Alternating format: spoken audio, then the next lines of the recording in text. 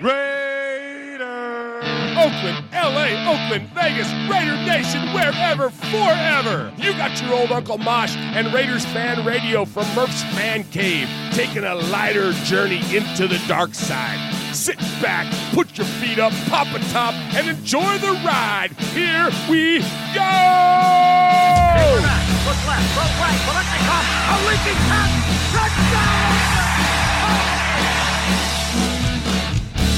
We miss you, we love you, and we'll see you in the Hall of Fame. When you have great coaches, then after you have great coaches, you get great players, you have a great organization, and you tell them one thing, just win, baby. Way up the middle, intercepted Piano at the 50, time running down, Oakland football, and I think Oakland victory. The Oakland Raiders have scored on the most zany, unbelievable, absolutely impossible dream of a play. Well, I love this team. I think this team can win. I think this team can win.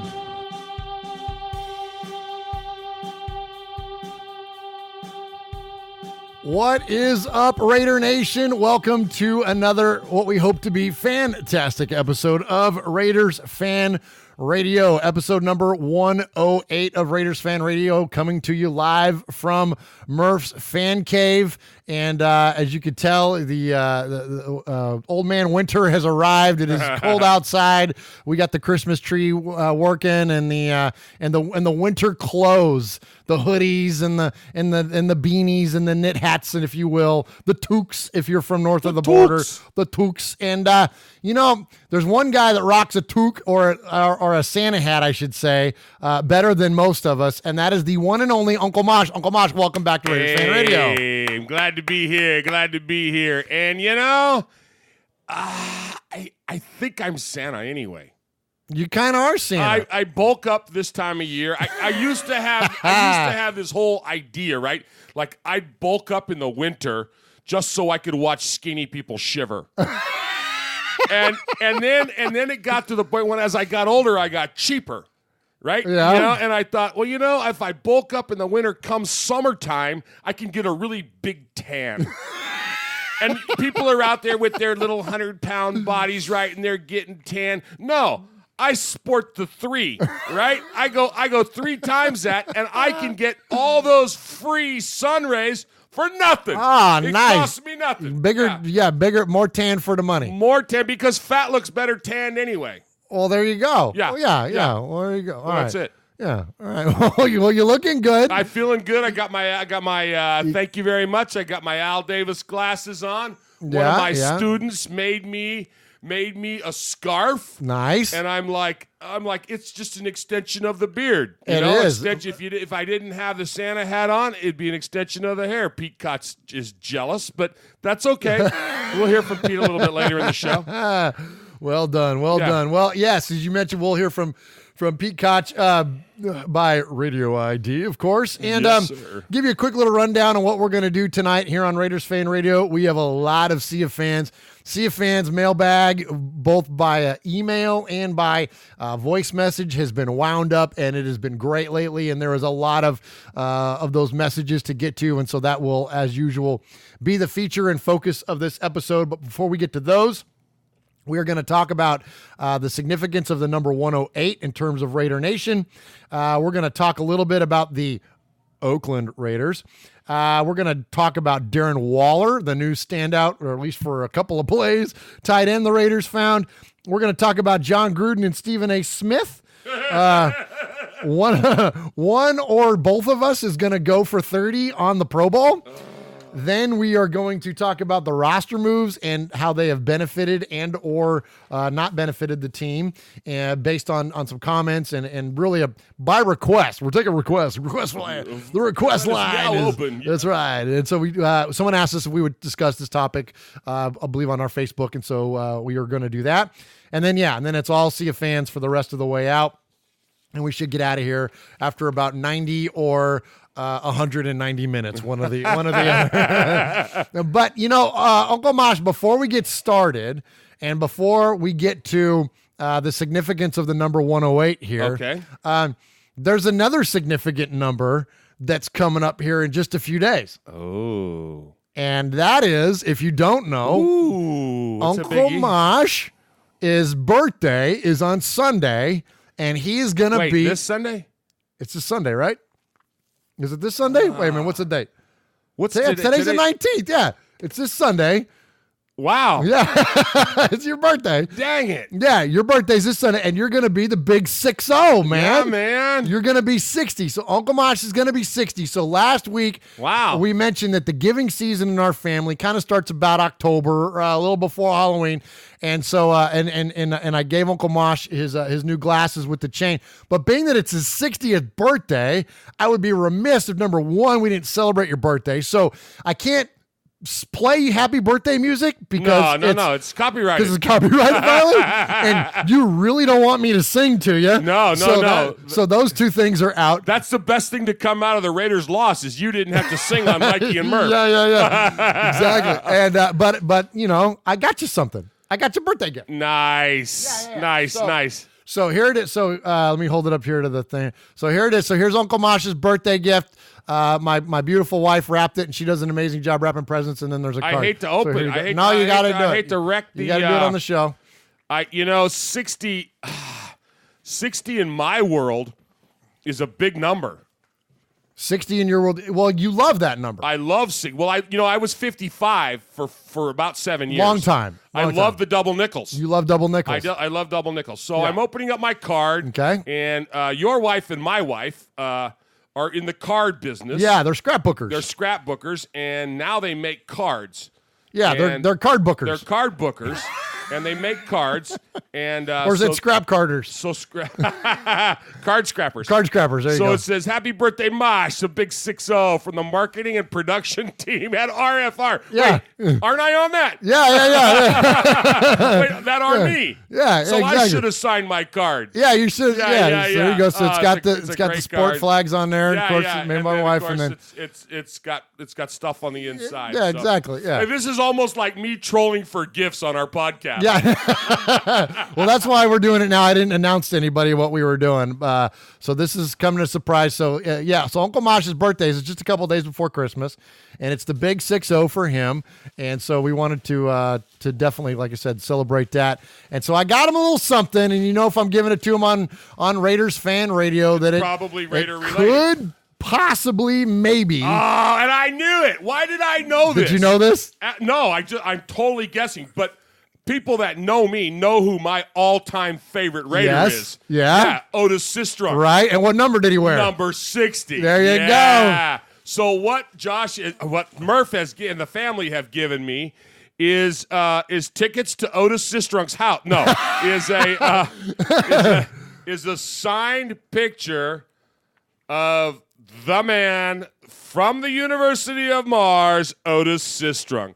Authenticated on the back. Wow, this is incredible. Yeah, it's this legit. Is incredible, Murph. It's legit. Yeah, it's got the certificate of authenticity and all that good stuff there. Wow. And, good Thank stuff, you, man. So absolutely, it was. I reached out to Otis to see if he would come over and welcome Otis. No, I'm just kidding. But no, but no. So just shy of having Otis over here to the fan cave, we thought we'd get you an autographed picture of your favorite that's player. amazing. And Yeah. it was perfect because it's your number. It's my number. Your number. Yeah, Your age, I might be 60 for a while. You might be 60 for as long as you were 55. Wow. I'm gonna put Otis up by Wilson. Oh yeah. Oh, I forgot to put up Wilson tonight. Well, that's okay because you take him down.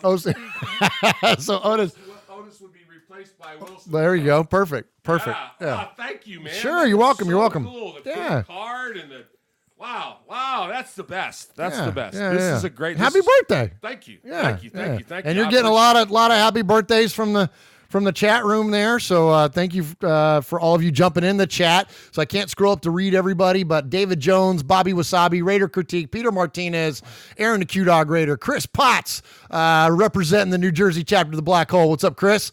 Often featured on the Fan Club Blitz. Also, Chris is.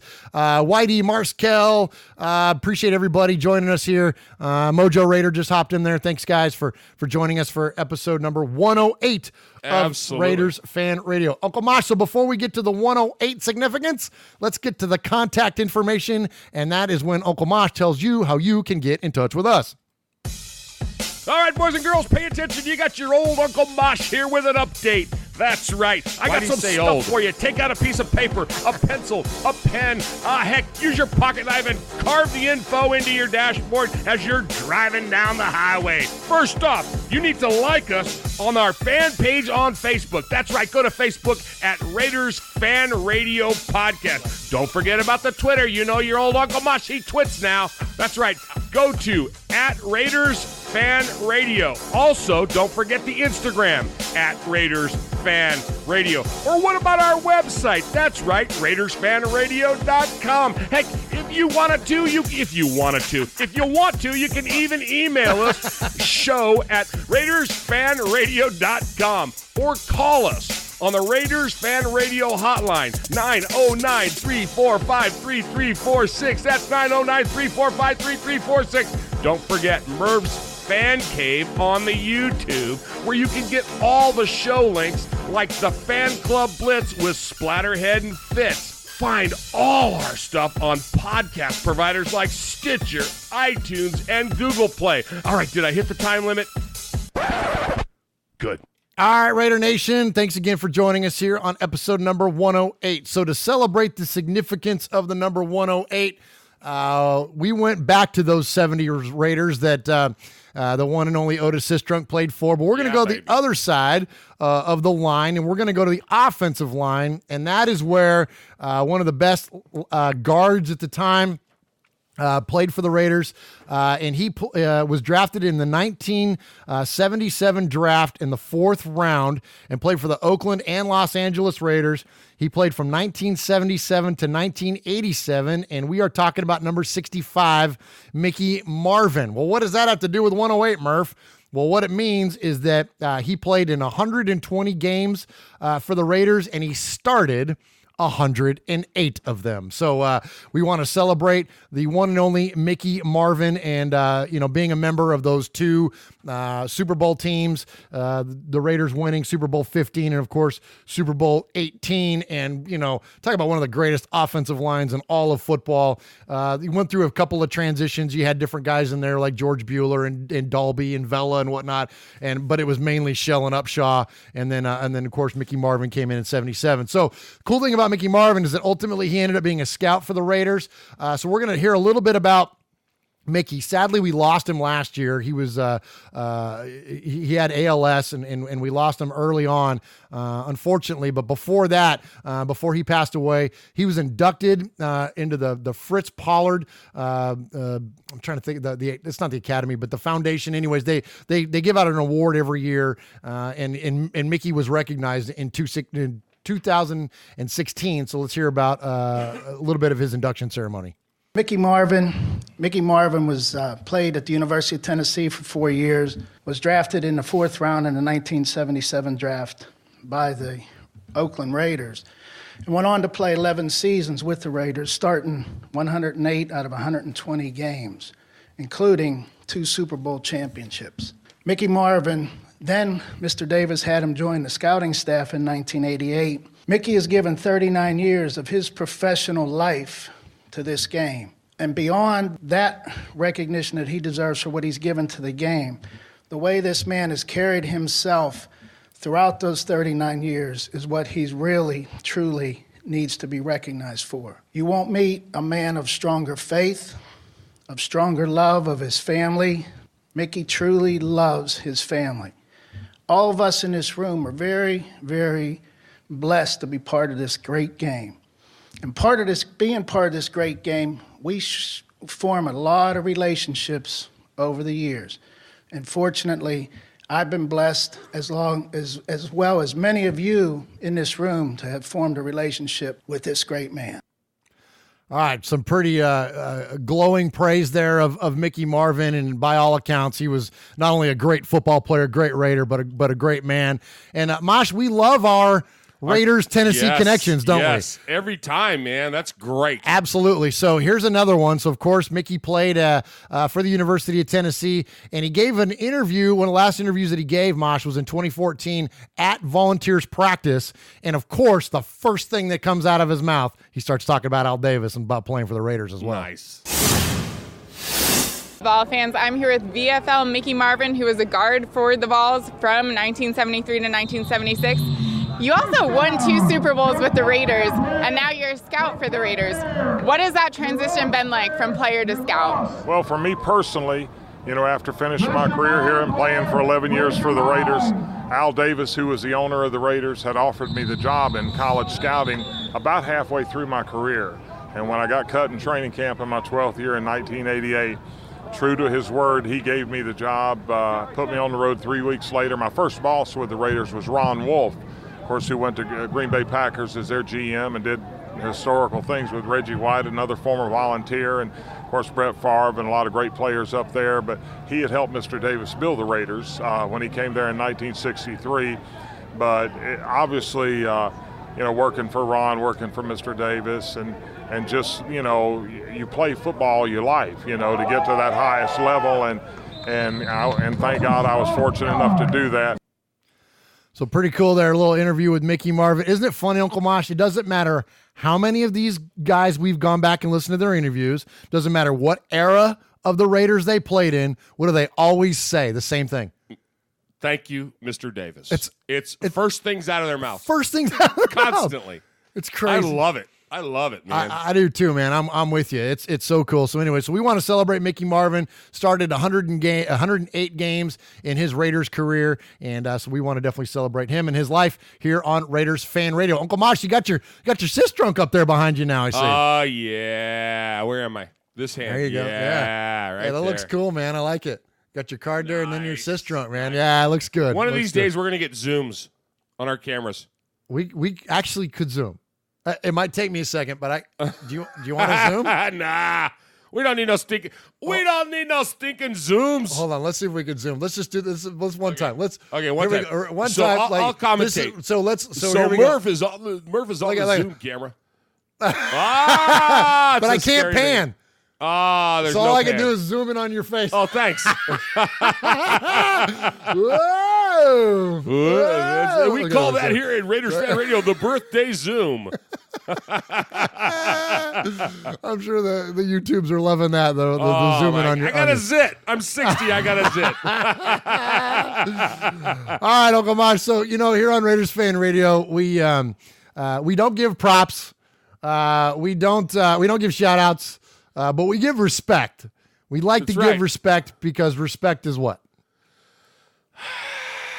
Respect is earned. Respect is earned, man. Respect is, you can't demand respect. No. You can't pay for respect. No. You don't go to the respect store. You don't go into 7-Eleven and go, hey, let me have a big gulp and a bottle of respect. Doesn't happen like that. No. Doesn't work like that. No, respect is earned. Respect is earned. And we give respect. When respect's due, respect is it's earned, it's due. It's better than a shout out. Absolutely. Absolutely. So, a couple guys that are in respect this week. Number one, I'm going to interview this week a Raider fan named Michael Sen. And Michael, the first time he and I spoke was kind of around Veterans Day. And the idea was to maybe get him in to do an interview for Veterans Day because he's an Army veteran. Right. But then our schedules didn't quite align, and mainly on my side because we have so much stuff going on. But anyways, I've been in touch with Michael, and he is going to the last game now in Oakland. So the Raiders, for those of you, and I'm sure everybody listening to us knows this, but the last game in Oakland is going to be this Monday night on Christmas Eve against the Broncos. And so in terms of our conversation, he had asked for kind of prayers for safe travel and experience there, because there's all this talk about, people are going to be ripping the seats out and like all this like craziness. And I wouldn't be surprised if that goes on. I don't think it's going to create an unsafe environment, thankfully, but I think people are going to be pretty wild with the idea that this is going to be the last game in Oakland. So anyway, so Michael's not only going to the game, but he's bringing his wife and he's bringing his 2 kids, and his brother is bringing his wife and their 2 kids, and they're sitting in like section 118. And so they're going to be right in the middle of everything. And so I will really want to hear from him a firsthand account of his experience at the game. So on the 27th, Michael and I are going to interview, and then we'll have that for you coming up on the next episode. It'll be episode number 109 of Raiders Fan Radio. So definitely want to give him a lot of respect, give him a shout out, prayers up for safe travels. You're going to have an amazing time. I don't think it's going to be, it's not going to be a riot. No, it's going to be a blast, man. Yeah, it's not going to be nickel beer night. And, right. You know what I mean? So that'll be really cool. So what do you think, Mosh? You think, like, would you, like, I mean, obviously you can't bring in a crescent wrench with you and, like, unbolt the seat, but we've seen this at other stadiums that at the last time ever a team has played there, that people kind of take souvenirs of the park with them. Souvenirs, right? Anything that's got to have a Raiders logo on it is people are going to attempt to take that down. Or, if you were in a seat for many, many years, you got ownership to that. Hey, you paid for PSL. It's a personal seat license, right? Absolutely. If you've got the license, but who are we to encourage vandalism? Yeah, we wouldn't do that. We wouldn't do that. Yeah. They have carbon fiber wrenches that you could, wouldn't go out, set off a metal detector. But what do I know? I'm just a podcast host. Christopher Potts on the chat goes, yes, nickel beer night. Of course. No, Chris, we're not. Of course. Bobby Wasabi says, bring your 9/16 socket. Of course. Don't you love it that one of the guys from the Black Hole, New Jersey is the one that jumps in on nickel beer night? Yeah. I love it. Yeah, tell the folks at the Irish Cottage Inn that they need to have a nickel beer night for you guys. Oh, my gosh. Oh, my gosh. So anyway, one more, relative to the chat there, that says Joe Valdez says Uncle Mosh is now Kevin the Raider nerd.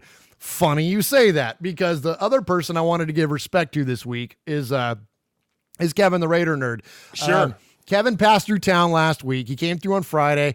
Kevin and I talk once in a while, and he had mentioned he was going to the Cincinnati game, the Pillage the Jungle game, which we didn't pillage, but the idea was to pillage the jungle. But Raider Nation certainly pillaged Cincinnati, and so he was on his way up there for the game. And I said, well, why don't you swing by and we'll record some stuff while you're in town. So we recorded an episode of his hair metal podcast, which is a blast. I've actually done that once before, and we did another episode. We did Skid Row and Guns N' Roses, which was killer. And but then before that, we did an interview on Raiders Fan Radio. And being that it was in the morning, I said, we were just going to sit down and just do a chat, just do an interview like we normally would do. But I said, well, let's flip on the cameras, man, and let's stream it and see what happens. I said, we might only get maybe 1 or 2 people to watch us, but it'll be fun. We're going to record this anyway, so let's go ahead and do it. And plus, Kevin, he's got all his stuff on. He looks cool, so you know what I mean. Absolutely. So, so we did it, and like a couple hundred of you watched us do that, and so much respect to him. Thank you to you for paying attention to us at 9:00 our time on a freaking Friday morning when we just do something on a whim, and our audience is willing to engage and to watch that. And thank you, and a big shout out to your employers for letting you have that time while working. Yeah. To join in on our podcast. Yeah. We love your bosses. Yes, you have the best bosses in the world. Absolutely. Yeah. So, but much respect to Kevin. We had a blast. We hung out. We did the 2 shows, and then we went over to King Louie's place and his taco shop there and had lunch. Amazing? Oh my gosh, it was so good. It was so good. So yeah, I mean, we have pretty good Mexican food now. Where we live in Middle Tennessee, it's well, especially now with a guy like Louie. But that place there, it's great. But even aside from that, it's gotten better. But it's never been like what it's been like for us, what we grew up with in California. It's just not even close. No. But this is authentic, man. It was legit. We had it was so good, and so thank you to Louis for hosting us, and so much respect to him. Also, Louis a great representation of a representative of Raider Nation, and back there in his spot, man, where he's cooking up food and he's got his TV set up there where he's got every Raider game and everything going on back there, and he was wearing his Raiders Fan Radio shirt when we showed up, man. So that was awesome. So definitely thank you, and much respect to King Louis and to Kevin for coming through. We had a lot of fun. Speaking of Kevin. Yeah. So I watched the YouTube. Of me and Kevin? Of you and Kevin. Yeah. After hours, of course, because I was giving a final exam. I couldn't necessarily watch it live. My boss isn't that cool. She's great, but she's not. She wouldn't quite understand that one. Anyway, Kevin was sitting in my chair. And I was wondering if you were going to say anything about that. Kevin was in my chair. Kevin was sporting his scrawny little self in my chair, and I'm okay with that because normally I would be a little bothered. I'm getting to that point with my age that I gather my things around me. Yes. Don't touch my stuff. Don't touch my stuff. You touch my stuff, I kill you. To quote Francis. Take it easy, Francis. But the point is, I understand it. I understand it because the guest chair is still not back from being fumigated after that Pittsburgh squealer person was here and sitting in it. So it's okay this time. Okay. Next time he's got to adorn the guest chair. The guest spot over there? The guest spot. Okay. But Fair enough. Since it's not back, from being reupholstered and all that stuff. Right, and, so, okay. Yeah, okay. All right. So, well, thank you for your willingness to concede the chair there. And I really like Kevin. And Kevin's cool, right? Yeah. So, anyway, so much respect to Kev. And thanks again for joining us here on Raiders Fan Radio. Okay, that's what I was looking for. Hey, this is Pete Koch, former Los Angeles Raiders. Yeah, back in the old days, baby. And you're listening to Murph and Uncle Mosh, who happens to have the same hair as me. Check it out, Raiders Fan Radio.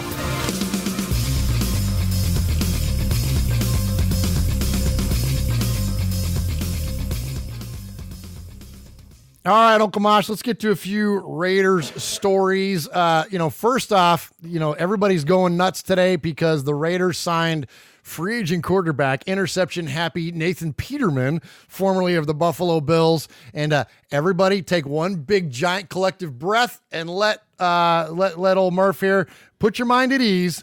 Nathan Peterman, he's going to the practice squad, and all he's going to do is be a scout guy because A.J. McCarron is out this week because his wife has had a baby, and he's at the hospital, and so he's not going to run the scout team this week, and Peterman's going to do it. And yes, John Gruden loved Nathan Peterman coming out of college, and I'm sure there's some still affinity left over, but this is not a long-term solution. This isn't him staging this guy to replace Derek Carr. This isn't, don't believe all the craziness that you see and read out there. We always bring you the truth. We always distill it down into what the actuality of the world is in terms of Raider news, and we promise you that's all this is. Don't get too fired up about this. It is absolutely a story about nothing. It's much ado about nothing. The guy's going to run the scout team and not Rico Gafford this week. So it's really not a big deal. So, all right, Uncle Mox, here is a fun story though. And this is something that I think makes for an interesting discussion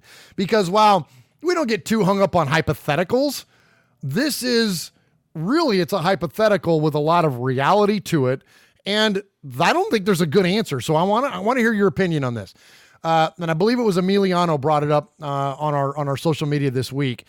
It might've been Mojo. I can't remember who it was. It's one of you, and I apologize. One of you brought up the idea that if the Oakland Raiders, as of this next year, don't play in Oakland, if they have to play in, wherever, Levi's Stadium, Qualcomm, whatever, that there's a host of places we've already covered that the Raiders could play.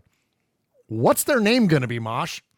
Well, I have an answer for that. Okay. I do have an answer for that. And okay. I got a couple of reasons behind that answer. First of all, I love Mojo Raider. Don't get me wrong. But Mojo Raider, he's trying to break some news here on the chat. Uh-oh. He's trying to claim that and it's a fact that the 2019 home games will be played in Gruden's backyard. Now, there may be some practices that happen in Gruden's backyard. Where's that? Is that Marin County? Is that where that is? Yeah. But so this is what I think. If they go to San Diego, are they going to be the California Raiders? I hope not. If they go to San Antonio, are they going to be? They can't be the Texas Raiders. Texas Raiders. So are they going to be the San Antonio Raiders? No. Let me tell you, back in the day, at Oakland Alameda County Coliseum, in the end zones, we were the first team ever. And you can check me out, you fact checkers. Check me out on this. We were the first team ever in our end zone to write Raiders on one side and Oakland on the other. So I'm saying this. Everybody knows who the Raiders are. Okay. We will be the Raiders. We will not be the Oakland Raiders, the Vegas Raiders. We will not be the New York Jets, the New York Giants, the San Francisco 49ers, the Chicago Bears. There will not be a city attached to us. We will be the Raiders. You heard it here first. I promise you. I love it. It will be the Raiders. Now, Joe Valdez says Raiders of the Lost Ark, and I love that. No, it's going to be the Raiders. That's all that's necessary when you're talking about the Raiders. Well, you know what, Mosh? I think that's very interesting, and I hadn't necessarily thought of that because I thought, well, if anything, they'll just adopt the Las Vegas moniker early. But I think there's a lot of merit to what you say, and here's why: is that for anybody watching on the feed here, you can see the shirt that I'm wearing. I just got this thing, and it says exactly Raiders. It just says Raiders. There's nothing to affiliate. The hat, the beanie I'm wearing now. This beanie is a couple years old now, but it just says Raiders on it. This year, and I don't know if you guys noticed this the other day in the Cincinnati game. This year, the NFL just kind of the beanies are always out, but they really start to promote them when the weather turns cold like it has. So they've started to promote the sale of their beanies. Every team has the logo like this, right, and then the city, right, except for one. Who would that be? The Raiders. It Absolutely. doesn't say Oakland on there, and it definitely doesn't say Las Vegas. But and I mentioned this in a few shows ago that almost all the marketing stuff that you see, all of the swag that you see out there for the Raiders, none of it says Oakland anymore. Good luck trying to find something that says Oakland Raiders. Right. And that was before all this. That was before the lawsuits. Yeah. So now that the city of Oakland has essentially turned a middle finger to the Raiders or whatever, the Raiders have turned one back. And I promise you, I'm with you, Mosh. Now, again, could we see an acceleration of the Vegas Raiders? I don't know, maybe, but I think you're right. I think it'll just be the Raiders, which is actually really cool. If you think about it, it's a very cool concept, especially for our fans. Because, I mean, we know how many Southern California Raiders fans there are. But we know how many fans there are all over this dang globe. How cool would that be if they were just the Raiders? I'm with you, man. Yeah. That's because then what if they do have truly a nomad season? What if they do split a schedule between Mexico City and London? And what are you going to call them? You call Raiders? Call them Raiders. Yeah. I think that's awesome. I saw something really cool this week. I was channel surfing the other day. I'm sitting in there in my underwear in my chair playing Candy Crush, watching the dogs sweat, and I'm going, what is this? And I stop on this show, the Tim Allen show, the new one, The Last Man Standing. Yeah. And his youngest daughter brings home her boyfriend, right? And it's the first boyfriend that Tim likes. Okay, so Tim plays a fairly conservative guy, and he's in Denver, and we won't hold that against him.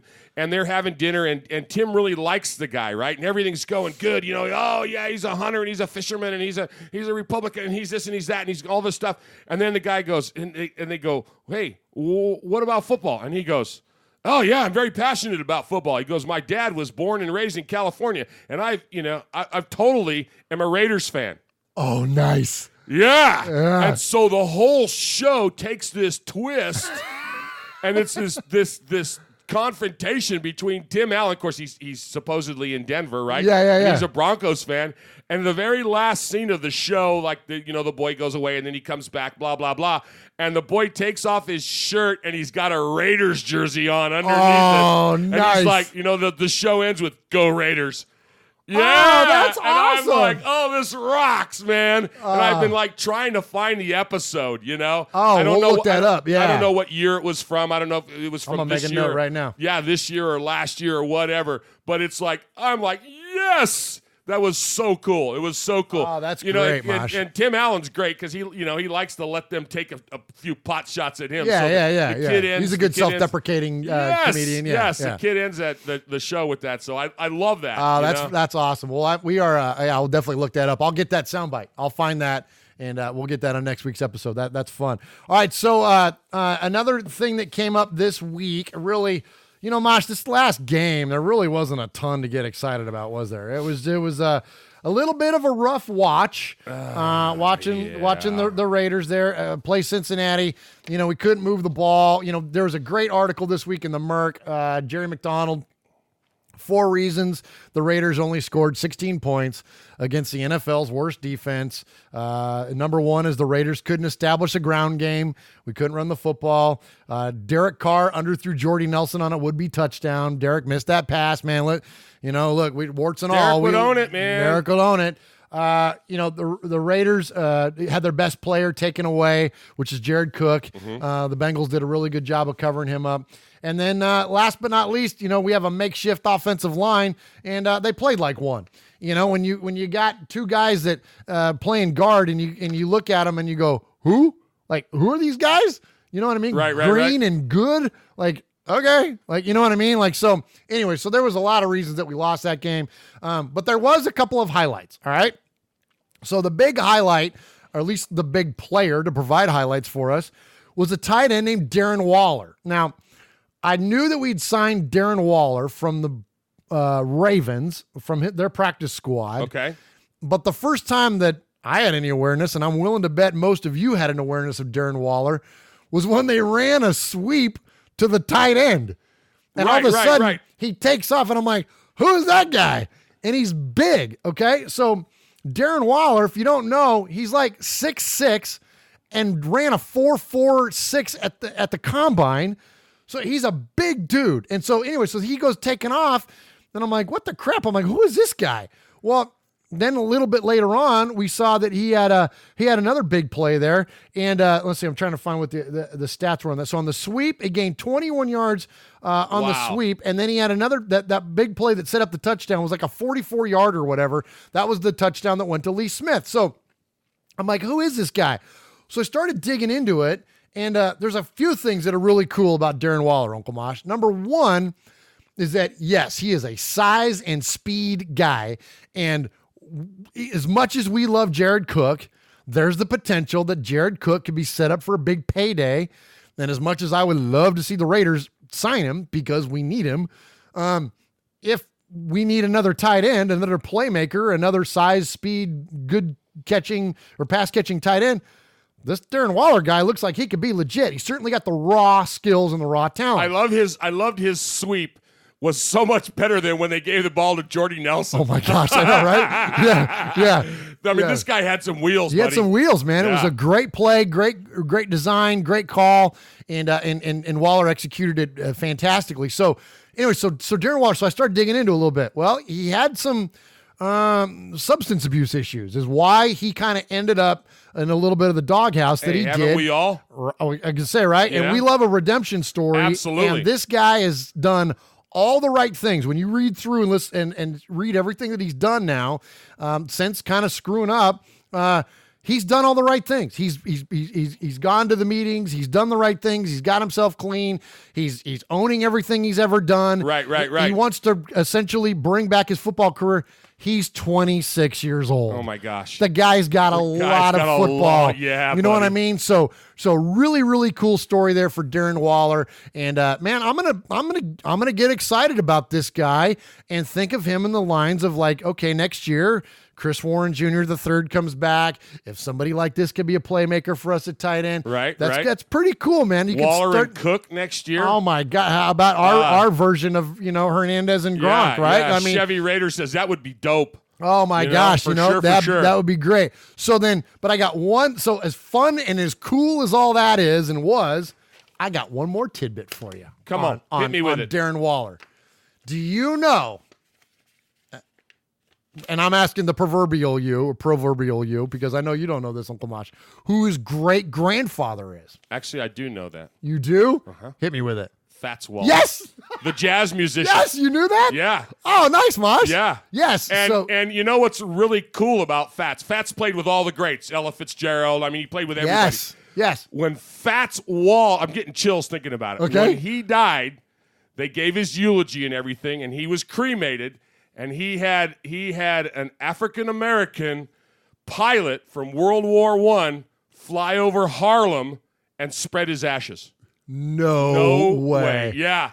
Yeah. Wow. That is that cool. or what? That is very, very cool. Yeah. The guy's got legit lineage. Oh, that's So Fats Waller, he passed away early in life. He's only 39 years old. He died in 1943. He was an American jazz pianist, organist, composer, singer, and comedic entertainer. His innovations in the Harlem Stride style laid the groundwork for modern jazz piano. His best-known compositions, Ain't Misbehavin' and Honeysuckle Rose, were inducted into the Grammy Hall of Fame in 1984 and 1999. Ain't Misbehavin' is great. You got it?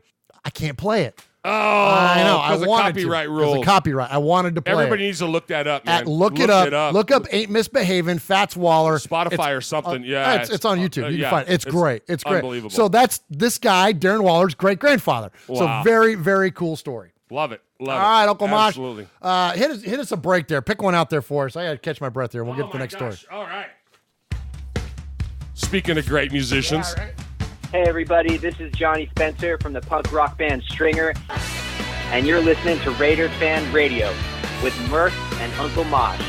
Go Raiders, baby.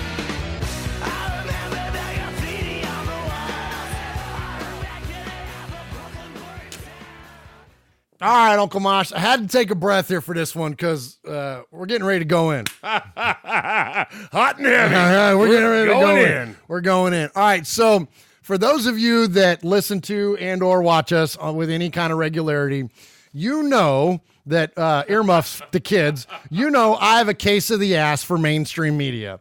When it comes to ESPN, Fox Sports 1, I don't care which one it is, when mainstream media as a whole, but especially in the sports media landscape, you know that I have I take issue or umbrage with a lot of the things that get thrown out there. And the reason that I get that way is that there's so much misinformation that gets spread, especially in terms of our football team.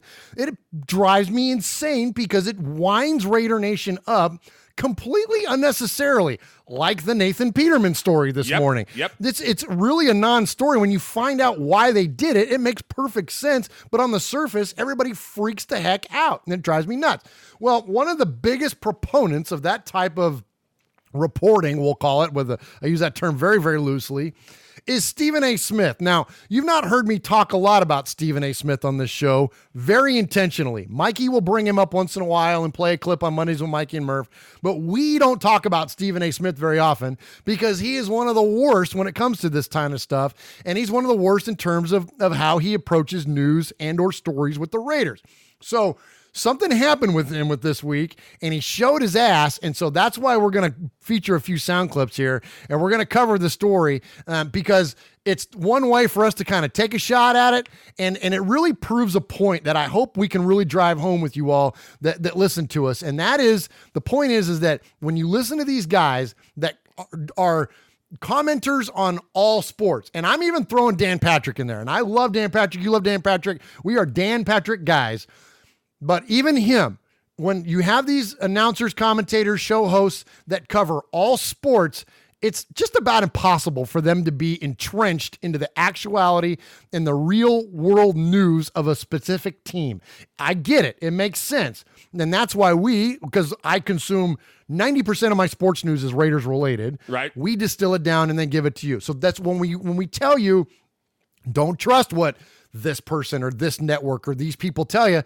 It's because when you pay attention to people like Jerry McDonald and Steve Corcoran and Matt Schneidman, and they are giving you the real world news because they're on the ground at the facility. That they have one job. They have one team they're reporting on, not 90. Right. Okay. So this Stephen A thing, is a big picture. So again, like what we do, we'll give you the whole story. We're not going to give you one snippet that was the hot soundbite this week. We're going to give you that too, but there's history here. So when it comes to Stephen A. and John Gruden, Stephen A. was critical of John Gruden out of the gate when he started flirting with the Raiders on a comeback. And he was highly critical of John Gruden coming out of the booth and returning to not only coach the team, but the idea that there might be potential ownership in the team. He already started in on Gruden back in January, and Gruden came out and defended himself and basically diffused any of what Stephen A.'s comments are.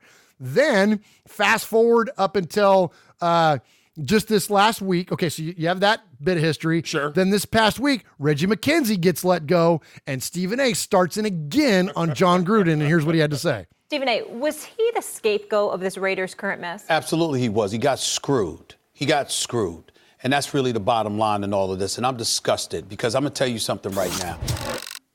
John Gruden worked here at ESPN for many years. Yeah. Phenomenal on Monday Night Football, phenomenal colleague. I'm very, very disappointed at the John Gruden that I've seen in Oakland. From the moment he arrived, he talked smack about players that Reggie McKenzie had drafted. Mm-hmm. He got rid of Khalil Mack. Yeah. He got rid of Amari Cooper. A matter of fact, you have people out there joking that John Gruden should be Executive of the Year because he elevated Chicago and Dallas. Okay? I mean, he elevated two teams in the National Football League. Okay? I mean, that's what I'm saying. But because that's facts. Both those players were difference makers. Both of those players are difference makers, okay? So not only do you do that, but in the same breath, you're talking about moving Derek Carr, who Reggie McKenzie also drafted.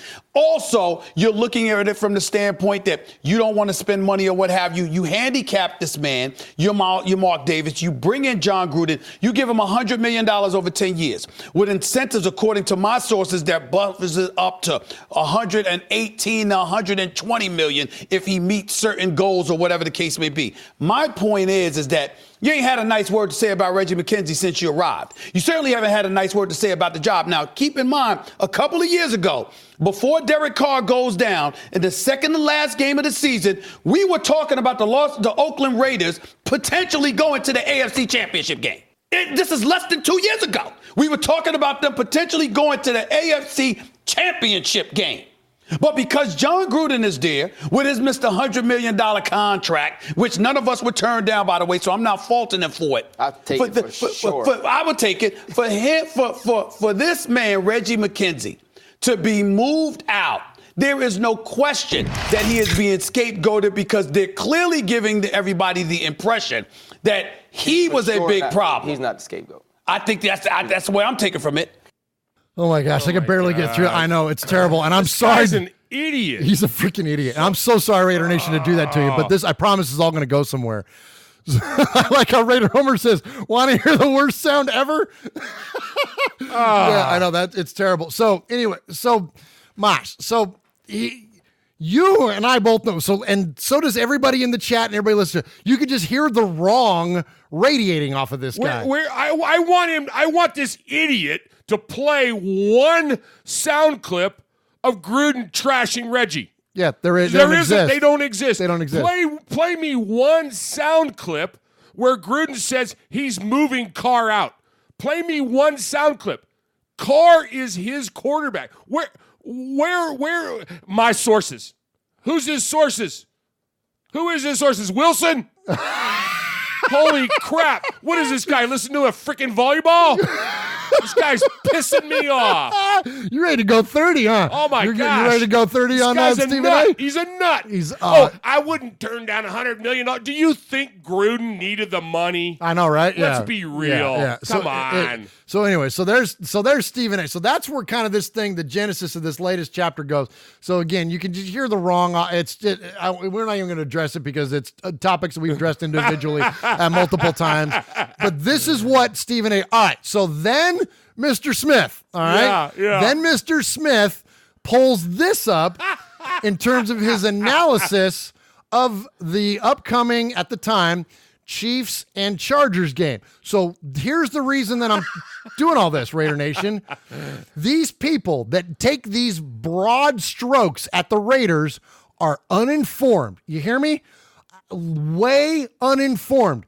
Unless it's the local guys Don't trust what they have to say. I'm not saying they're all wrong. I'm not saying they're all misinformed, but most of the time, when you hear these crazy things get thrown out there and these crazy things and all the Raiders are broke and all this and that, it's usually from these types of sources, and they're truly misinformed.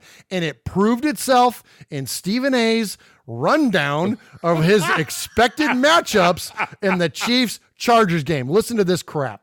And I'm going to have faith in Spencer Ware and thinking that, he can do some things. I'm keeping my eyes on this matchup right here. Spencer Ware is out.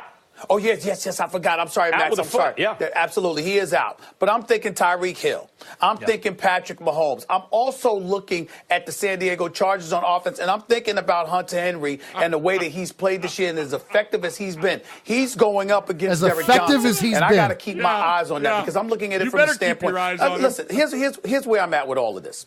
At the end of the day, I'm looking at Patrick Mahomes. I'm looking at Tyreek Hill. I'm looking at Travis Kelce. All right. Let's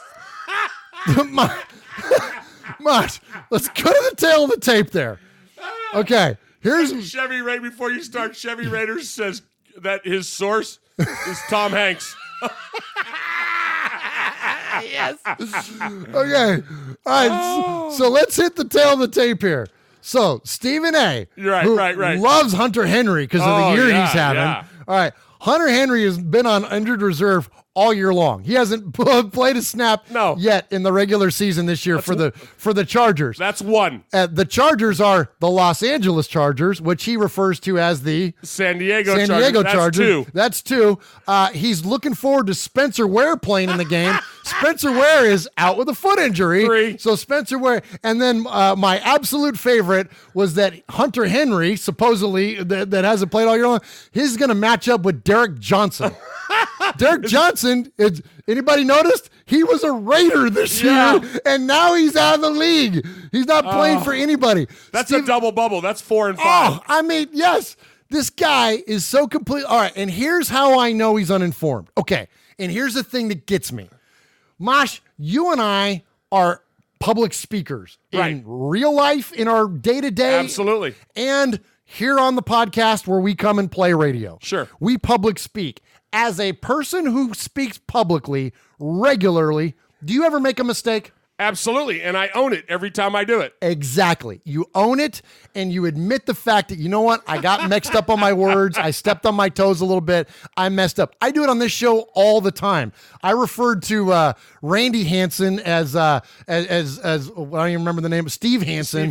Like 16 times in one episode. Like, look, it happens. You make mistakes. But for Stephen A. to make these types of mistakes, these uninformed, and then he went on Twitter and said, "Oh, I just misspoke. Oh, I was getting some of my information mixed up with that." No, you weren't. Just say you were uninformed. I would actually, as much as I can't stand this guy, I would have respect if you just came out and said, "You know what? I had a lot of other things going on that day. I didn't get a chance to study the matchup. I'm really not even that familiar with the division, and wasn't accurate in my comments, something." But instead, he said, "I misspoke. I was busy that day. I was mixing up some other things in my head. I meant to say Travis Kelce." Yeah, except Travis Kelce is a tight end for the other team. Like, I'm like, it drove me nuts, Uncle Mosh. So all that said. You ready? Give it to me. Here comes Gruden. All right. So our boy Chucky comes back. And after all this stuff happened with Stephen A., our boy Chucky comes back, and they asked him about his upcoming matchup with the Bengals. And this is what John had to say. I've heard some things in the media that are absolutely hilarious. They aren't even close. So I'm not commenting on any of that stuff. We got to get ready for Dan Ross and Booby Clark. We got to watch out for Isaac Curtis down the middle. We got to get Tim Brown and all our receivers ready to play. It's the best. It's the best. You get him, Coach. So for those of you that don't know, like, those are 3 Bengals players from like the 70s. And of course, you know who Timmy Brown is. But so that is awesome. Coach says, I'm not going to comment on it. We got to get ready for Booby Clark. Oh my God. That's class right there, buddy. Yes. That was brilliance. Absolutely. I love That's knowing the game. Yep. That's the difference between someone like Stephen A. and someone like John Gruden. He knows the game. And I'll tell you what, and I'm going to give props to two other parties involved in this thing. On the Backlash, one, I don't give props to Chargers very often, but the Los Angeles Chargers on their Twitter feed had this to say: LaDainian Tomlinson, Dan Fouts, and Lance Allworth are all out for the upcoming game. Which was great. Did they really say that? They did, yeah. And Derek Johnson says, dang, I was ready to go, too. Oh, my God. So funny. So funny. So great job on the good troll. Back at him. Coach Gruden, that will be the last time you hear Mr. A. Smith's name mentioned on our show. He's up there with the quarterback that wears 17, that actor that acted with Wilson. Oh, I don't know. Some of those are way too funny. That's true. That's true. We might bring that fool back. Oh, man. So there you go, Raider Nation. Don't believe the mainstream media, especially not the countdown shows. All right, one last thing I want to get to, Mosh, then we're going to get to the Sea of Fans. We're running a little bit late, so just give me a quick... Hey, hang on just a second. This just in from somebody that will be playing this Sunday. Okay. Nobody enjoyed a good Donnybrook more than sixth-year linebacker Phil Villapiano.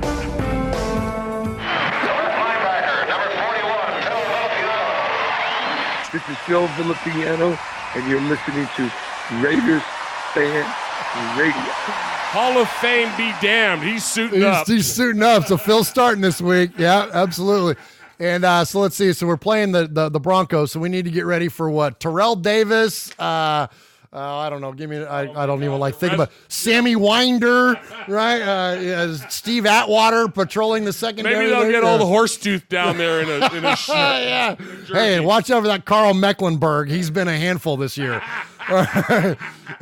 So let's skip that last one there, Mosh. You want to just go straight to Sea of Fans, man? Let's go to it.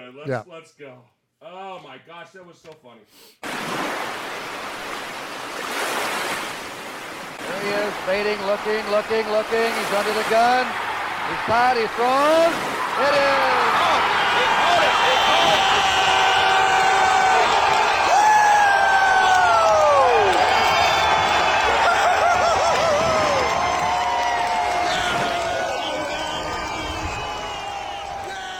All right, Raider Nation, the favorite part of our show is hearing you, and to get a hold of us, you can get a hold of us one of two ways. You can email us, show@RaidersFanRadio.com, or you can call the Raiders Fan Radio hotline, which is 909-345-3346. Those are the absolute best ways to get a hold of us here. I try to respond to Twitter messages, Facebook messages to our profiles, Facebook messages to Murph Fan Cave, Facebook messages to Raiders Fan Radio, Instagram. Like we're all over the place, and because we're all over the place, there's lots of ways to get a hold of us.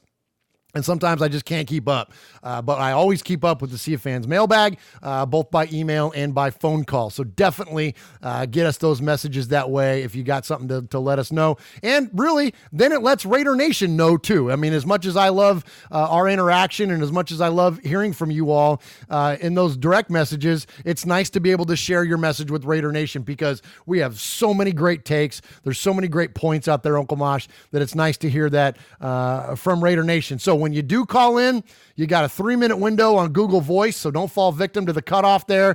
And the shorter and more concise we make those messages, also the more we can fit in on the show. And we have a bunch this week. So let's get to it without further ado. Uncle Mosh is going to start us off with some emails. So our buddy Paul in Shropshire, UK, Mississippi, says, what a whirlwind it's been the last 10 days or so, and I can totally agree with that.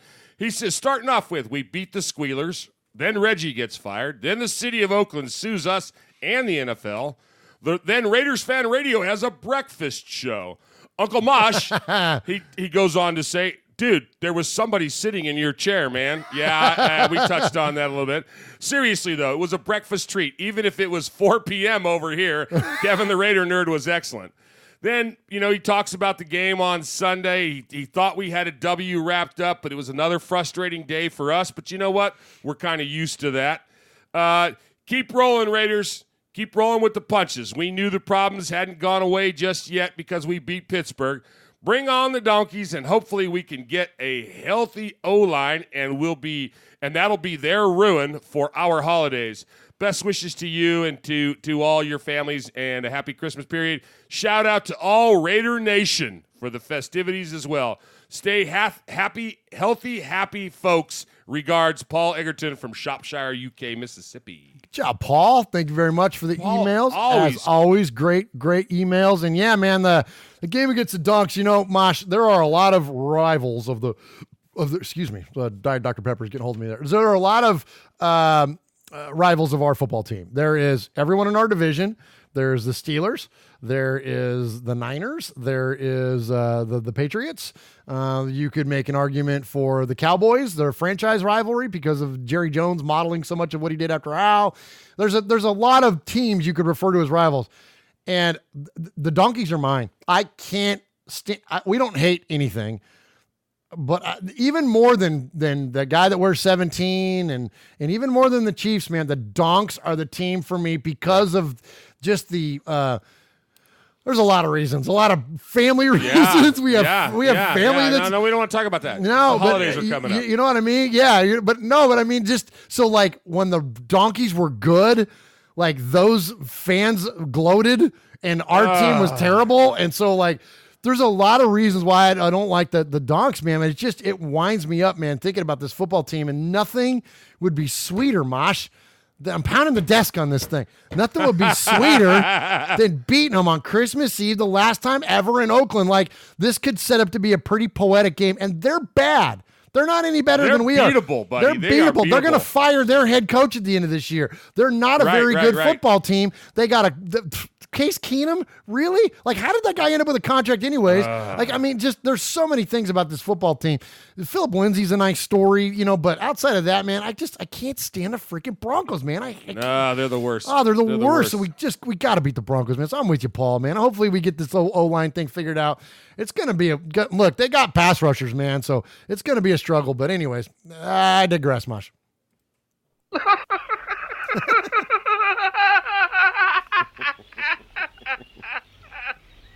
And now for something completely different. So, Murph, we get asked a lot of questions. Yeah. We get asked a lot of we get asked for advice. We get asked for our opinions. We get asked what we're drinking, what we're wearing, what we're spitting, we get asked a lot. Well, this one's a new one. This is a new one, and we're gonna take this to the fans. Yeah. We're gonna take this to the fans. We're gonna have it's not really a contest. It's a help a brother out kind of thing. It's an advice column. It's an advice column. This is Dear Moshi. This is Dear Moshi. So it starts like this. It says, Murph and Mosh. Email is for visuals. No way can I communicate this via voicemail. My wonderful wife, Libby, has finally agreed to let me get my Raider tattoo for Christmas. I'm, of course, leaning toward the all black, but there's a few to choose from. I'd like some input from Raider Nation. Please see the attached and let me know what you think. Just win, baby. Very respectfully, Joe Cantrell, Lieutenant, thank you for your service, United States Navy. Well, Joe sent me a list of tats. I'm going to put it up on, you got on it. the Okay, camera. All right. There you go. And there's some great choices. Now, on our opening credits for the YouTube, we scroll, and there's a bunch of folks that have Raider tats. You got an outstanding Raider tat. Thank you. We're all about Raider tats. What we want Raider Nation to do is we want Raider Nation to send us pictures that we'll post on our website of great Raider tats. And, of course, there's things that we need to know. Joe, is this going on? He wants one recommendation on those. Right. But what I'm saying is it going on your forearm? Is it going on the inside? Is it going on your bicep? Is it a back piece? Is it a chest piece? Right, is it one on each pec? That's true, and that's important. And I'll tell you why. And I can't show them. I got a long sleeve shirt on today. You guys have seen it. You've seen the pictures. But one of the things that when I got my Raider tattoo, it doesn't say Raiders. It's the shield with the skull and the pirate with the eye patch and everything. And mine was a cover up too, so mine had a little bit different strategy there with placement and whatnot and size and everything. But one of the things that is tricky with tattoos is that when you get things written like in script, it looks great, and because it's going to bleed over time. It's going to, even if you get the best absolute tattoo and you have a phenomenal artist and everything else, it's just because the nature of it, it's just going to tend to bleed. Well, when you get things written like the word Raiders, like this word Raiders, it's going to bleed out. Or same thing if you get it where if you get the black and you leave the void where it says Raiders, it's going to bleed in. So just keep that stuff in mind when you're kicking around ideas for your Raider tattoo. And that was, and I have a lot of tattoo pictures that that we have that we'll share back with you. But that would just be one piece of advice that I would give on it, Mosh, is that expect it, plan for it to change over time and build that into account for your whatever it is you decide to do. And Joe says he's going to get it on the inside of his forearm, just under his Navy Chief tattoo. Oh, that's legit. So that's totally legit, man. So. If I'm him, I'm cutting out little pieces, man, and I'm sticking them on there and wearing them for the day, Yeah. I want to see how it's going to look, how it's going to feel. I like, just remember, like, when you go with I like a lot of voids, but I like a lot of detail, though, with the voids, though. So I would like to give you an example of, like, let's see, we got one here. So I like, out of these ones that you've sent, I like the old school, this one, Mosh. Like, I like the one with that one right there. Oh yeah, it's the old from the 60s. Oops, I didn't have it on the camera there. That one, it's that one right there. The one from the 60s.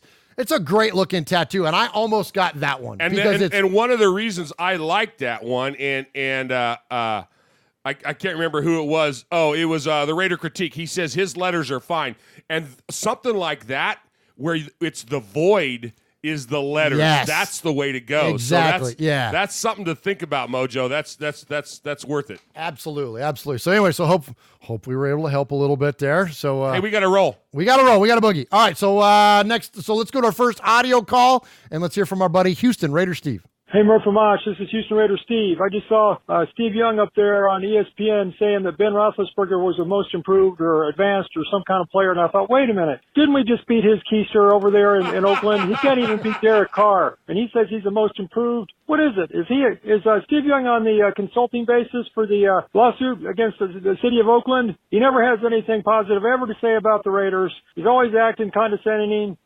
arrogant. Oh, by the way, does that kind of sound like the 49er fans in general? Well, I can't say every single 49er fan, but like we saw the sign at the game, black and silver sign, there's only one nation. It's Raider Nation, baby. Yeah, Steve Young, you're the reason why I don't watch ESPN anymore. Because you guys, you're a freaking idiot if you think that he's the most improved player and Derek Carr went head to head and beat his sorry butt. Please, give me a break. Spare me. Gag me with a spoon. I'm out. Okay, wait. Hold on. I'm gonna give this one to you, but I just want to note he did say gag me with a spoon. That was solid. And he also said keister. That was solid. I wrote both of those down. Oh, because the Sizzler Award. Yeah, so cover that. Yeah. Cover that much. So the hottest take of the day gets the Sizzler Award. And so I take notes during these. But anyway, so I got keister and gag me with a spoon. But I got it figured out.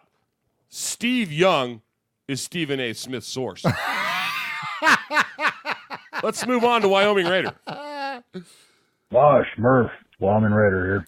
Yeah, I missed last week's call-in date, so I just wanted to call in, touch base, and show a little respect for our new capo.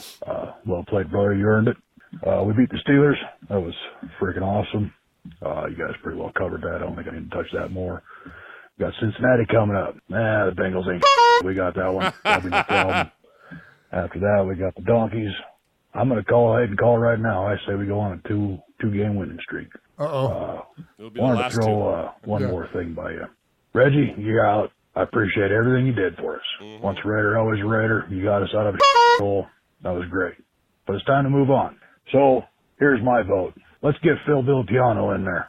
You imagine? You get Phil checking the heart of everybody before they put on that revered black jersey.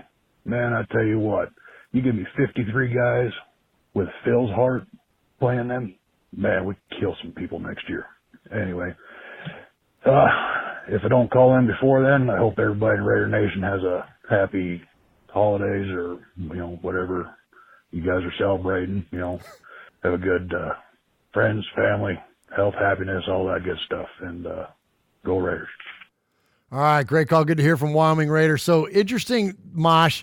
He tongue-in-cheek says we should get Phil in there, but this is one of the reasons that the Raiders have always had a tradition of bringing back the former players. We talked to Pete Koch at length about that this year, about all the Raiders legends that were around for training camp. And I think that there's an element to this. I mean, we know Phil was there. We know LaMonica was there. We know a lot of these guys were there at training camp. And don't you think that's part of Gruden's reason for bringing these guys back, is to kind of, suss out maybe a disposition like Amari Cooper? Sure, you know what I mean? sure. To find out maybe that you start to get a read on guys like that when they're around these greats that are coming back for things, something like training camp. And that's the whole, that we talked about this at nauseum about rebuilding of the culture, and that's part of it, is bringing those dynasties, those people that were part of that. It wears off. It's contagious, man. Absolutely. All right, Mosh, let's go to this is a fun call. So this is Diego in Georgia, but I'm pretty sure he's on a forklift. Hey, what's up, Murph and Uncle Mosh? This is Diego. I'm at work right now, scanning crap. I just want to call to say what's up. I know it already passed, but the win was pretty good. I didn't get to watch it because I live in Georgia and I don't have the Sunday ticket or whatever. Yeah, so what I wanted to ask is when losing my train of thought being at work. Anyway, I'm going to Nashville. I want to know, I'm staying in the Gulch, what's a cool place to go to? And that's about it. That's all I got to say until next time when we win, and then I'll have something to say again. All right, take care, guys. All right, so thank you for Diego for calling the show. Appreciate you not interrupting your work schedule there, and so yes, to give you advice on where to go in Nashville. Always, if you're gonna be at the goal, you always got to go downtown, Mosh. Right? That's the first. Everything's when you come and visit Nashville, Music City. Everything starts and stops on Broadway, 2nd Avenue. Go downtown. Go have a beer at Park Tootsie's. your car and Uber all around. It's cheap in Nashville. Everything's close. I'm not going to even begin to tell you where to go because we're inundated with it. There is so much. He can't not find a rocking spot in the Gulch, man. Absolutely. It's full of it. It's full of it. Absolutely. So we're going to have a blast in terms of the draft. For those of you, and we're just kind of, we have our thoughts and our wheels have been turning about the draft, but things are starting to piece together a little bit as far as kind of who we're linking up with and what spots are going to be available to us and attending what events. And they still haven't announced like where they're going to announce the draft picks and like where the different things specifically are going to be going on.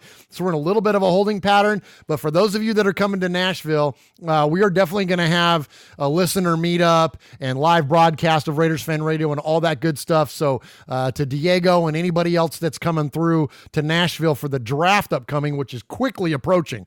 We're talking about the end of April, so we're 4 months away from the draft.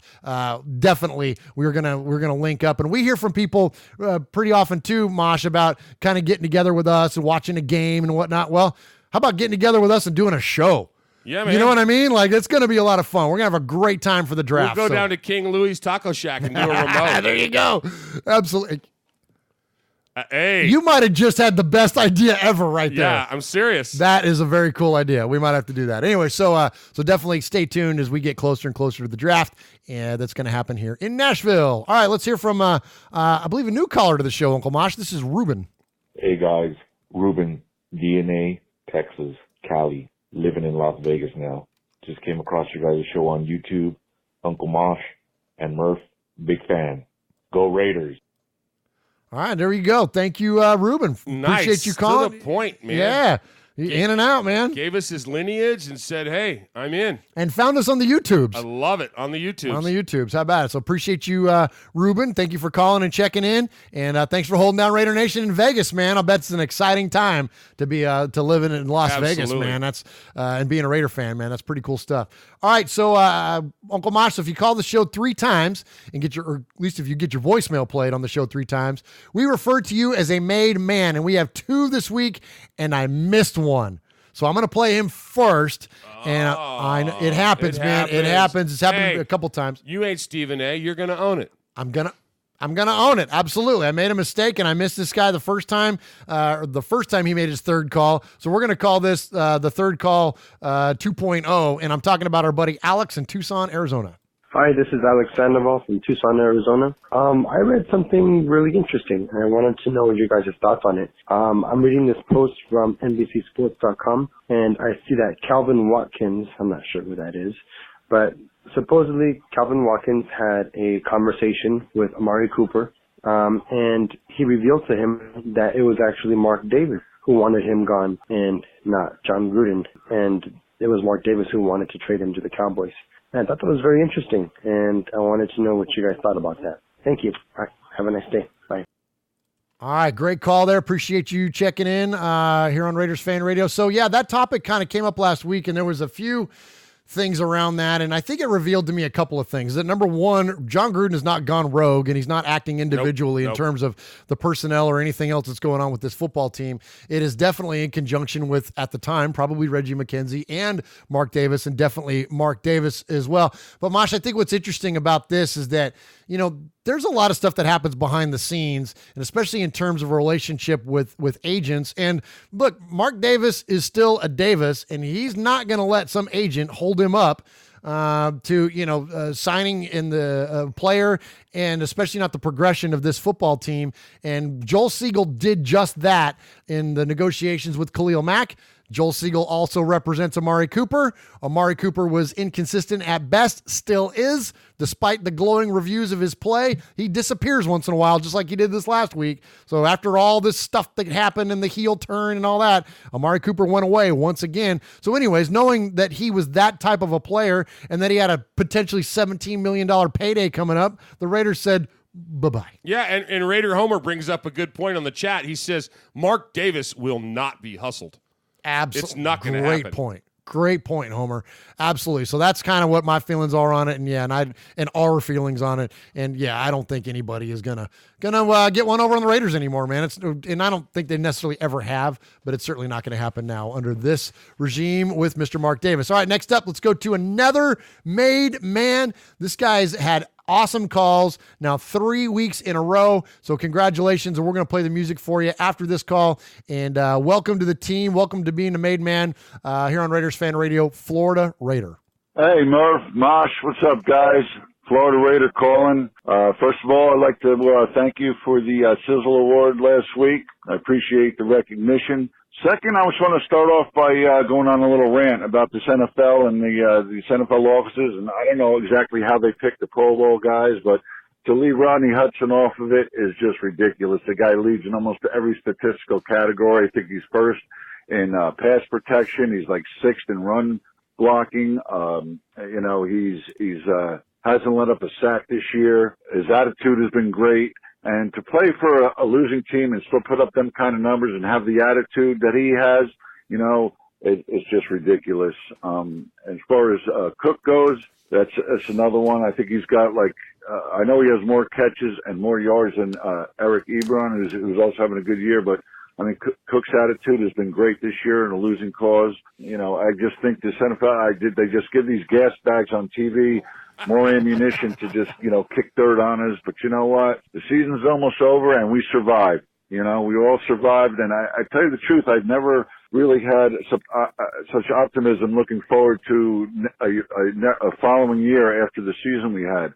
With all these guys with one season under the belt, Gruden and Gunther, and the younger guys that have one full season under the belt. I think the outlook is great for next year and the year after. And I'd like to see all these talking heads on TV just eat some crow. Anyways, guys, I hope you guys have a great holiday. Everybody out there in Raiderland, happy holidays, and just look forward to next year. It's going to be a good one, and things are definitely headed in the right direction. So they can try to take all the wind out of our sails if they want, but it ain't going to happen. You know, it's a bright future ahead of us.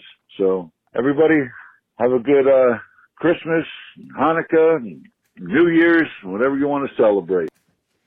Absolutely. Thank you, Florida Raider. And so real quick, Mosh, before we hit the made music, I want to respond to something that he had to say. You know, one of the topics that's been hot today and over the since it's been announced has been the Pro Bowl vote, or the announcement of the Pro Bowl teams. The Raiders have been snubbed once again. There is no Pro Bowlers. We have alternates on the roster. Jared Cook, Rodney Hudson, and Kelechi Osemele have all been named as alternates. And you know what? It really bothers me, and I would like to go 30 with the Pro Bowl voting, but also, does it really matter? I mean, the Pro Bowl voting is not like what it is, what the baseball All-Star game might be. And, you know, Mosh, there's always somebody that gets snubbed. And look, he mentioned, you know, Jared Cook, and of course, you know, Travis Kelce has better numbers, but Jared Cook has better numbers than Eric Ebron. So both, you know, it's absolutely a snub that Jared Cook doesn't make it there. And then we're talking about Rodney Hudson. Look, we've been banging that drum all year long, despite how the horrible play of our offensive line at times. This guy has not given up a sack all year long. He ranks first in the league in pass blocking and sixth in run blocking, Uncle Mosh. And both the Pouncey brothers that were named in and ahead of him, neither one of them rank as high as he does on any of these statistics. And so it's clearly him being let off the list. And I think it's just a reflection of the quote dysfunction or the win-loss record that's perceived in the media. What do you think? You know, if the Pro Bowl meant as much as the NFL, as the sports writers, the people that vote folks in, think it does in their own little brains, why do the players snub the Pro Bowl? Yeah, how many has Tom Brady played in? What, 3? I think it's 2. Is it 2? In like 15 of them? 2 of 15. It blows my mind that we put the importance on that when it's a joke. It's a joke. If there's something else on TV, you know, if they're running that Heidi rerun, drives me nuts. You know, and I'm sorry, I didn't mean to interrupt you. Please. But it's just this. It's this. It's us against the world. It always has been. It always will be. And I'm okay with it. I'm okay with it. How long did it take to get the snake in the Hall of Fame? All right. Yeah. You know, come on. Yeah. Great point. You know, and in terms of recent highlights, you know, Derek Carr dropped the dime to T.Y. Hilton in the back of the end zone. I don't remember what year it was, the year that the first team made the Pro Bowl. And like, that was kind of fun, but I'm with you though. It's not a great watch. And so, you know, look, no surprise, but it's worth acknowledging, but I don't think it's worth getting worked up for. You know what I mean? You know what's better than the Pro Bowl? What's that? When you put together next week a tailgating too much that features side by side the brothers, Wyoming Raider and Florida Raider. Oh, when you put together a tailgating too much, let me take more notes here. You know that's good. Now that's good listening right there. But Wyoming Raiders been in once before though. That's okay. That's okay. This is coming direct from Capo. Okay. You know, it's a request, and I'm going on that, and I'm throwing in because Florida Raider, he kills me, man, and they're just great. They're twin brothers from different mothers, and it's great, man. Absolutely. Well, and now they are both made men. So congratulations to Alex in Tucson and also Florida Raider. Welcome to the club. You are now made men here on Raiders Fan Radio. All right, you know why we're here. So if you got any doubts or reservations, now's the time. That's the wrong one. That's the wrong made clip. That's the one that's got the dang copyright. All right, let's go. Let me read. You do emails, and then I'll get back to you. All right. So we got Running Bear, another one of our guys that we get some absolutely fantastic sound bites and stuff. He sent us an email, and he says, Hey, Murph and Mosh, you all do such a great job. I'm thankful that you do all the things you do. Merry Christmas to you both and all the rest of Raider Nation. I'm proud to be a fan of the Raiders. I will take this team over any we have had the last few years, and here is why. Look how John Feliciano and Gabe Jackson played that last drive, both on bum legs, neither willing to leave the game. Then, when Feliciano could not walk off, who was there to get him off the field but Carr? Now, that's the sign of a true leader. They all might not be the best players, but I see more grit, more fire, more toughness than I've seen, well, the last time Gruden coached us. As far as the Oakland politicians go, they are no worse than the rest of California's politicians. Ooh, hey now. To me, they are like the player we let go this year. No heart, no loyalty to the Raiders. The Raiders did not need them, and we don't need the Oakland politicians either. We are a long ways from being where I'd like to be, but we have a great set of players to build around. We have heart, we have loyalty, and we have toughness. I'd rather have those types of players. God bless Murph, Mosh, and all of Raider Nation. Tim Moat, Running Bear. Awesome. Great job, Tim. Thank you for the, absolutely. Thank you for the email there. And, we talked about that a little bit last week about the leadership skills that Carr is starting to show. And, and not only let's highlight that about what Carr did there, Mosh, but also the grit and toughness there of Mongo, and then also Gabe Jackson, who sadly Gabe Jackson is now on IR for the rest of the year, but the guy could not extend his arm all the way because of his elbow injury, and that's kind of important when you're playing offensive line to be able to extend your arm. The guy couldn't do it, and he gritted it out and played the rest of the game. So, man, this Raider team and the toughness we're starting to show is absolutely top-notch. Great stuff. All right, I found the clip, so let's play that, but real quick before I even do that, let's give you the running tally of the made men. So as far as made men here on Raiders Fan Radio, we got Jimmy Zebach, Johnny in San Diego, Crickets. What happened to Johnny in San Diego? I don't know where that guy is. If Johnny, if you still listen to the show, hit us up, man. We haven't heard from you in forever. Chuck Splatterhead McCann, Ron in Ohio, the Dakota Raider, Aaron the Q-Dog Raider, Red in Yakima, Jim on the East Coast, Yayo, Big Raider Trucker, Wyoming Raider, Diego in Georgia, Running Bears, Uncle Mosh just read his email, Mojo Raider, Junior in San Diego, Monster Mash, Ken, Steve in Houston, Jesse in Kentucky, B-Dog in a pasture, Max in San Diego, Alex in Tucson, and Alberto in Los Angeles. So congratulations to the two new made men on Raiders Fan Radio. You are a made man. You showed you are part of the family by participation. By chance, a man like yourself should make enemies, then they would become my enemies. Showing you are a friend of Raiders Fan Radio, you have leapt across the line. Friendship is everything. Friendship is more than talent. It is more than the government. It's almost equal to family. Be loyal. Made man, Raider fan. Someday, and that day may never come, I'll call upon you to do a service for me. But until that day, accept this as a gift. And don't ever forget, words can hurt more, but silence can break hearts. All right, Uncle Mosh, you got another email there for us? I do. I got an email here. Pardon me. I got all choked up. It's a great email. It starts off, it says, hey, Murph, Mosh, I love the show. I'm a diehard Raiders fan for the last 40 years. I survived the Tuck rule game, and he doesn't spell, it's just a little misspelling. A typo? A little typo. He spelled it with an F instead of a T. Anyway, he said he was in a game in a Pat's bar in New England, and it was during his college years. And he says, yes, my saber tongue was lashing rats left and right. Then I was escorted out with my silver and black pride in my hands and a fist full of Chinese rip-off rat jerseys. Anyway, graphic design illustration is my passion and trade. I'm blessed to work for such clients as the No Fun League, ESPN, NASCAR, NBA, MLB, and many other consumer brands.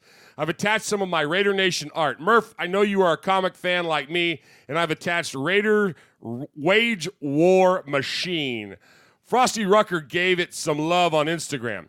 I have even attached some fan art for Mikey, the Raider Truther, LOL. I have a series going called the Black Hole Fan Series on Instagram. That'd be great. I need to check it out. Yeah. And attached are some love to those diehard Black Hole super fans as well. I love the show, the only Just Win Johnny hieroglyphics. So he's got some really cool stuff. We'll put it on the site. You'll put it on the site. Yeah. Uh-huh. And it's he's got some really cool stuff. I'll hold it up here in front of the camera for those watching to see. And anyway, it's so he's really, got a Deadpool there. He's got a Gorilla, and he's got an On Air Nation for Mikey's channel. That's pretty cool. Yeah. So he's got some good stuff. And this brings me up to something that we needed to talk about. Yeah, really quick. Speaking of graphic design, right? Yeah. And you and I are not graphic designers. No. We play radio. Play radio. And we have fun with it. I don't know whether we're good at it or what, but we have fun. We're loud enough. We're loud enough.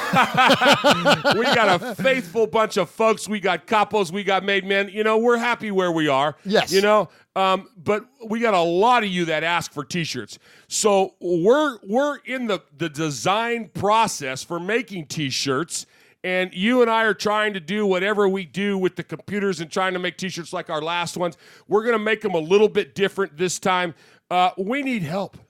Yeah. We need help. So, hey, Mr. Graphic Designer, email us. If you want to throw some help our way, that'd be great. And we're not asking for a freebie, but we ain't got no money. We got no budget. No, we don't make any money on Raiders Fan Radio. Our hobby costs us. That's exactly right. But the good news is when we order shirts this time, we're going to get shirts that fit us. We're going big boy shirts this time. I'm not ordering any smalls. I'm going to order a handful of mediums because there's wives out there. Yes. And if your wife needs a small, she needs ravioli. Okay? So, and I know your kids, but your kids are going to grow. Yeah, they need to sport that shirt. So we're going to get some big ones. We're going to get some big ones for the big guys, the 3Xs and 4Xs. We're going to be able to do – we're not doing it for us. We don't make any money on them. No. We're doing it because we like to see the pictures, man, with our peeps out there sporting our shirts. Absolutely. So we'll talk with him. I hope so. Just when Johnny hit us up, man, since we started doing the slideshow, which was your idea, by the way, which is a great idea, to share the pictures of people wearing our logoed shirts. I've gotten a bunch of requests or questions. Where can I get a shirt? Well, we've been out for a long time, and we were gonna kind of get one for this season. And again, we don't do this stuff as a moneymaker, so it just kind of fell down the priority list. But we've gotten enough requests now that we hear you. We're gonna get them, and we're gonna get them big because we've got a lot of big boy requests for shirts, and so we're gonna address that. And so yes, if the Just Win Johnny or any of the else of you want to help us out with the graphic design portion of this, much appreciated, because that's not what we do. You know what I mean? Send us an email with your choice on there. Yeah, absolutely. We'd have a contest and send you a shirt, but we don't have any shirts. Absolutely. But great email from Johnny. Thank you very much. And again, love the name. I told you that last time when you called. Love the name. Just Win Johnny. All right, Uncle Mosh. So another made man here on Raiders Fan Radio is the man we gave respect to kick off the show, and that is Kevin, the Raider Nerd. And Kevin called us live from the tailgate in Cincinnati, and this is a great call. Hope you guys enjoy it. Hey, Murph. Hey, Uncle Mosh. Raider Fans Radio. This is Kevin, the Raider Nerd, here live at the Oakland Raiders tailgate. Everybody say Raiders! Raiders! Hey, come on over here. We got Gorilla. Say hi to Uncle Mosh and Murph. I love you guys. Much love from the Black Hole, baby. Just win. Yeah, there you go, guys. We will give you an update later on. But we are here with Oakland Raiders live at Paul Brown Stadium, ready to pillage the jungle. Thanks again for having me on early there, Mr. Murph. Mosh, thanks for letting me sit in your seat. We'll give you guys a call after the game. Raider Nation, baby! Very cool. Thank you, Kevin the Raider Nerd, hanging out with Gorilla there and getting a shout out. Nice. For Raiders Fan Radio from Gorilla, Mosh. That was pretty cool. That was awesome. Yeah, very cool. Very cool. I would let Gorilla sit in my chair. Right? A violator, right? Yeah, there's a handful of people, right, that could there's a couple. Be allowed. Yeah, Kevin. And Kevin was the first of the super fans to adorn the Southern Annex of the Mern Fab game. I might be a little burnt about no, I'm okay. I'm okay that Kevin was in my chair. Probably would have been nice if I would have ran it by you first. It's okay. You have one chair in your house that I'm comfortable in. I know. And you let some other guy sit in it. Well, it's not like he hung out and watched the game, Mosh. He did the show. Oh, maybe that's worse. I don't know. Sorry. God, that Sorry, didn't Mosh. help. I'm sorry. All right, let's go to next caller here, and we're going to hear from our buddy Monster Mash. Speaking of people that give us stuff, I got to show it, right? Yeah. I got to promote Ken because he's awesome. Ken is the creator of Lil Murph, and he is the proprietor of Monster Mash Custom Action Figures. Find him on Facebook and order something from him. He's a great guy. Murph, Uncle Mosh, Lil Murph. This is Monster Mash Ken. Ooh, what a rough game. You know, those games we got to win. You know, regardless of what our record is and who we are. If that was a better quarterback in there, we would have got demolished. You know, he missed a lot of throws, a lot of wide open throws, and that's on him. That wasn't on our defense. That was all him. And we just no pass. I don't even know. There's so many things you can just point out, and I don't think we need to waste time doing it. I think next week's game against the Broncos on Christmas Eve, that's the one I kind of want to talk about. Man, we got to win that game. Like to salvage our season's mentality for all the fans, we got to win that game. And I actually looked into flights. You know, they're pretty expensive from New York, and my wife would literally kill me if I went. You know, like I wouldn't be able to come back. You know, in time for Christmas Day and our daughter's first Christmas, Lily. It's our first Christmas there with her. But anyway, I'll be supporting and holding it down from the East Coast, and we got to win that game. That's it. No excuses, you know. Another thing too, I just noticed, like, you know, we got guys like Waller, who nobody ever heard from, and Jordy Nelson and Seth Roberts. That's what we're working with on our offense? I don't know. I mean, Cook is great and all. I don't know what happened. They just took him out of the game, or I don't know what happened this whole game, but it's not an out for Derek, but you know, and he can't play on his back. Obviously he's getting hit, but we just got to give him some playmakers. We got to give some consistency on that side of on the wide receiver end, and it's just not fair to watch these other teams that just score at will and they move the ball at will, and we just struggle. And anyway, two things. If thanks for that. Good morning, Raider Nation. That was a great call. Loved it with Kev, and I noticed that you guys are hopefully coming out for the New York game. If that's what the schedule comes out to be, I will love to watch Raider football with you guys. I'm gonna try to figure something out because I know the PJFF guys are thinking about it too, and I'm gonna talk to Chuck, and hopefully we can kind of organize something and just have a great time with all the Raider Nation from all over the country in New York, because it's the best city in the world. Also, I'm going to try to get down for the draft. I think I'm like 90% sure I'm going to try to get down there and just, you know, we got 3 draft picks. It's going to be the start of a new era. Anyway, let's look on to next week, and I think we can beat these Broncos. Got to do it. All right. Even if Uncle Mosh needs to throw on his old Howie Long jersey and go out there and start tackling. All right, guys. Merry Christmas. If I don't talk to you, take care. Bye.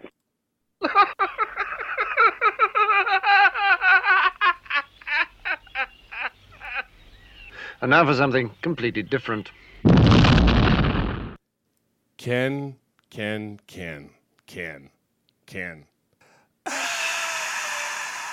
You are a great caller.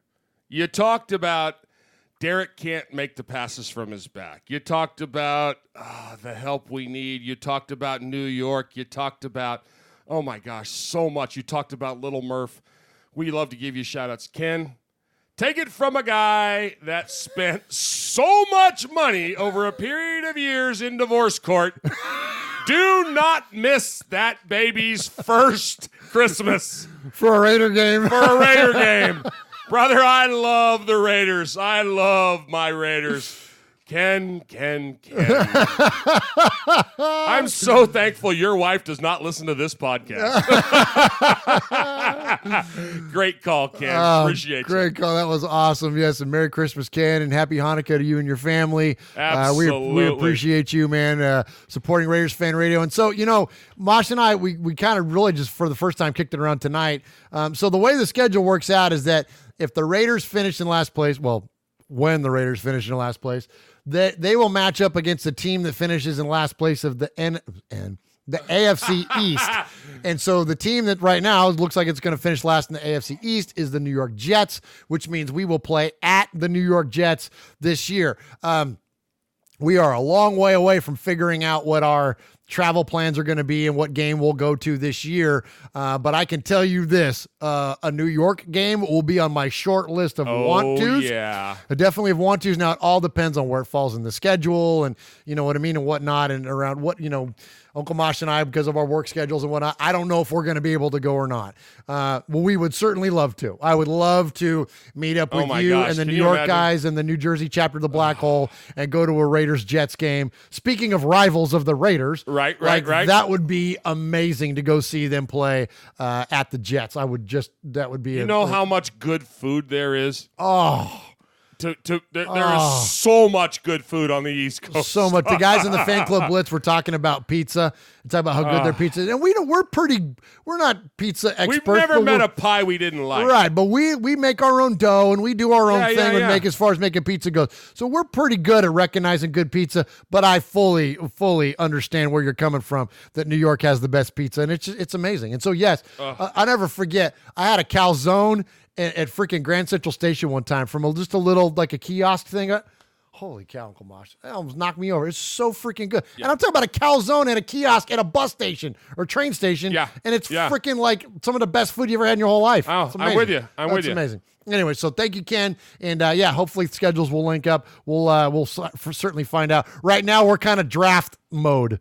Like, we're just trying to get all that stuff figured out as far as next steps for us. So if you're coming into town for the draft, stay tuned, because we will definitely have some meetups and some things going on. All right, next up, let's go hear from our buddy Alberto in Los Angeles. It's Alberto from LA. Decide what I'm going to call myself, my Raider name. Raider Bethel. Anyway, this game is to show you how much we're lacking at O-line. You know, I keep hearing people are like, we should have drafted Derwin James and et cetera. Colton Miller's trash. Brandon Parker's trash. Well, what would have happened if we didn't draft Colton Miller and we got Derwin James? Donald Penn would have still been out. There's no left tackle there. So, we have no depth at O-line. Wouldn't be surprised, we'll get a couple guards from the draft. At least maybe another tackle. I don't know. Yeah, defense, Eric Harris got an interception. I'm liking his defense because the Raiders have been forcing turnovers since the Charger game in Oakland. Every game we've had a turnover, so I'm like, it's nice, better than last year's defense. And no sacks, but I think we'll get that figured out next year. But offense is lacking again, just to show that we gotta start running the ball more. But I don't know why we can run the ball. But either way, I wanted to mention I always ask myself this question: why am I a Raiders fan? There's two teams in LA. I can easily be those LA Rams or LA Charger. Want to be LA teams. Either way, I don't realize why I'm a Raider fan. It's second nature to me, when I growing up, I grew up in a, American football household. I grew up on, soccer. And even then, the Raiders was just always my team. If someone asked me, hey, do you watch football? I'm like, no, but who's your team then? The Raiders, even then, even before I started watching football. So it's the Raiders is just second nature to me. It's like an instinct. That's my team. If I know nothing about the Raiders or nothing about the NFL, I'd probably pick the Raiders again. So, Raiders all day. Just gotta keep in Vegas. Oh, you know what? I would love them to go to San Diego, because let's say the Raiders make a little run, I'm Raider drunk too, so you know what I'm saying? They make a run and the Raiders become the first team in San Diego to win a Super Bowl. Can you imagine that? Oh, I would love that. But either way, Raiders till I die. All right, good job, Alberto. Appreciate the phone call. Yeah, I would kind of love to watch them play in San Diego. Kevin made mention that, a lot of times we refer to San Diego as South Oakland because we take over that stadium anyways. Yeah. And our buddy Mojo earlier this week on our Facebook page said that, if we do play down there, that he's got a couple couches with our names on it, Uncle Mosh. So if we want to go to a game in San Diego, and appreciate that invite, Joe. And I would love to go. San Diego's gorgeous, man. I freaking love San Diego, man. It's a great place, and that'd be a great place for the Raiders to play. But anyway, so definitely appreciate Alberto giving us a call from Los Angeles. All right, Uncle Mosh, we heard from Kevin again. This is on his way back from Cincinnati. Hey, Murph. Hey, Uncle Mosh. This is Kevin, the Raider nerd, heading back to Atlanta. Had a great time, of course. We wish we could have gotten a victory out of there, but I just want to say we had a great time. Hope you enjoyed the call from the temporary black hole here in Cincinnati. We had a wonderful group of super fans that were there, including Gorilla Real, as you know. It was a lot of fun. We represented. I tell you, I think the Raider fans were actually the first ones there in the parking lot. It was amazing. We showed up at like 9 o'clock, and there was like hardly any Cincinnati fans, but Raider fans were there over there in Lot D. But as things started to happen, the Cincinnati fans came out. A lot of great Cincinnati fans there. It was a lot of fun, and Raider Nation came together. The game was fun to be at. Great stadium to see a game. Unfortunately, we came away with a loss. But like I said, the Cincinnati fans are great, and I look forward to going back there again one day. Murph, you had me on the Good Morning Raider Nation show earlier this week, and I just want to say I had a lot of fun there. But one of the questions that you asked me was, what should we concentrate on in the draft? Which means we may now have a higher draft pick. Well, I think I said defense and maybe some wide receiver help, but now I'm thinking maybe we pick up someone from the O-line because apparently Connor didn't have much time to make any plays during that game. I know we've had some injuries and such, but maybe we can pick up a good guard or something, or a good tackle, maybe in like the third or fourth round, who knows. But anyway, I want to say thanks again for having me on. Mosh, again, thank you, sir, for letting me sit in your chair. Hope I didn't mess up anything too much there. I appreciate you guys having me on, and go Raider Nation! All right, thank you, Kev, for the call. So, Mosh, before I turn over to you, I want to hit a couple things he mentioned there. Raider Nation, don't be surprised as much as we're going to get all wound up about, Bosa and even Josh Allen and a lot of the other, big time superstars out there. Sure. Don't be shocked if the Raiders draft an offensive lineman. I'm just saying, or maybe trade out of the pick, trade back a few spots and draft an offensive lineman. Because look, it doesn't matter how good your quarterback is. He can't throw from his culo, as you know. And look, when we look at that Carr this year, Mosh, everyone likes to glorify the 2016 season. We heard Stephen A. do that a little while ago. Oh, they were so great. Of course, you're only great if you follow it up, which we didn't. So how great were we? But anyways, I digress. But when we look at Carr in that 2016 season, when he was touted as a potential MVP candidate, Uncle Mosh, he completed 64% of his passes. He threw for 3,700 yards, 25 touchdowns, 6 picks, and he was sacked only 15 times. You know what his numbers are this year? He's thrown for 68% completion percentage. He's thrown for same thing, 3,700 yards, and we got 2 games left to go.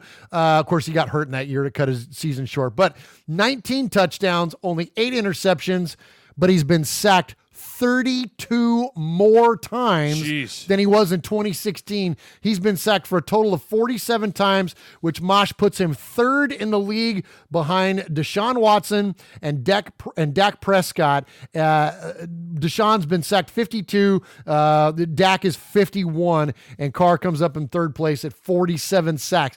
I'm telling you, Raider Nation, don't get too wound up about this pass rush. Look, I would love to see it too because I like superstar power, but don't be shocked if we try to protect our quarterback. That's what they did this year, and it's worked out with mixed results. But what do you think there, Mosh? I'm saying, what are those numbers going to be if those sacks are just half that? Yeah. Yeah, what kind of productivity do we? Yes. Oh my gosh. Yes. When we draft that protection, holy mackerel, it's going to be crazy. Absolutely. So thank you, Kev. Great call there, and thanks again for joining us in the fan cave. And Uncle Mosh, he's giving you just a surprise. He recognizes the what am I trying to say? Small error in his ways. No, I was going to say. I know what I you were was going to say. The gravity of the situation when he takes over your chair. Okay, so I gotta update you on a little something. Okay. We brought up my favorite subject. No, it wasn't any of my divorces. That was food. But yeah, that was fun. It was food. Yeah. So the chat is talking, okay, Texas brisket. Nobody's going to argue with that. Memphis ribs. Nobody's going to argue with that. North Carolina pulled pork. Nobody's going to argue with that. So they're going. Everybody's throwing in their favorite places to eat and stuff. That Raider fan puts California cannabis.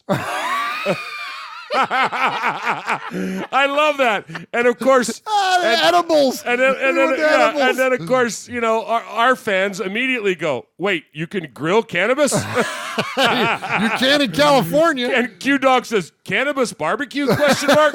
Go on. That's great. That is too funny. Yeah, Raider Critique says you should never barbecue cannabis. That's a party foul. Yeah. Party for everybody is what it is. Oh, yeah, baby. But hey, well then let me chime in, and all those are great things. The other thing you can't argue with, California raviolis, specifically from La Villa Delicatessen in downtown Willow Glen, San Jose, California. Lincoln my Avenue, all-time favorite food. There is I could eat. Oh my gosh! Oh. Well, we could do an entire podcast on La Villa raviolis. For sure. All right, let's go. Let's go next to our buddy Jack in Albany, Oregon. Jack, if you don't remember, he won the Raiders Bridgestone golf hat, and with his email the other day with his best Raiders holiday story. And so when I sent him that hat, I threw some other things in there, and Jack was very gracious in his response. Hey, Murph, Uncle Mosh, this is Raider Jack calling from Albany, Oregon. I might call twice, so you can edit this out however you want. But I wanted to thank you guys for the hat. I know, I won the competition and whatnot, and that's awesome. But you guys added a little bit extra to it, and it meant the world to me. Especially when you get a flag with Calvin pissing on the Denver Jackass's freaking logo. I love it. Outside of that, I mean, it meant so much to me. You have no idea. Just reaccumulating some Raiders things is really kind of a big deal to me. All right, so thank you, Jack. And he kind of goes on. I don't want to self-gratify here, but he's very thankful for us hooking him up. And Mosh, speaking of this divorce talk, he kind of lost a bunch of his gear, man. So we hooked him up. That's what we do. That's what we do. Jeff at Dead Pirate Sports is a good buddy of ours, and I keep a box of Raiders swag here in the fan cave that Jeff takes care of us on and helps us out, and I share it. I share back with our listeners, and so when we send you stuff, we typically send you extra stuff. Yeah. And it's just a way of ours just showing our appreciation and sharing some Raider love. You man. know why? You know why we share? Why do we share? We got no more wall space. I know we ain't got no more. That's it. We're slapped out of room. You know what I mean? Man. So, Monster Mash will be glad to know I'm taking down a picture of one of my kids to put up Otis Sistrunk. But it's not the picture of the first Christmas. Actually, I think I'm taking down a picture of one of your kids. Yeah. Oh my gosh, one of the 16 Sinatra pictures we got back there. Yeah, no kidding, right? All right, let's. So Jack called back, and this one was more of a football-related question or commentary or phone call. Hey guys, this is Made Man Raider Jack from Albany, Oregon. Wanted to touch base about this last week. The Bengals suck. Couldn't really rush, it seemed like. Like, if we could have got together a good rushing charge, that whole passing game would have meant so much more. I mean, especially if you see Derek Carr going for his 9th consecutive game without an interception. Doug Martin came out and rushed for 39 yards. I sit there and I look at him like, we need another running back. Chris Warren, the third, he's not there. We can't make a decision on how he is, but people are talking about Le'Veon Bell. Let's do this, that. I don't really know that we ever go out and get a big name. They're going to acquire talent.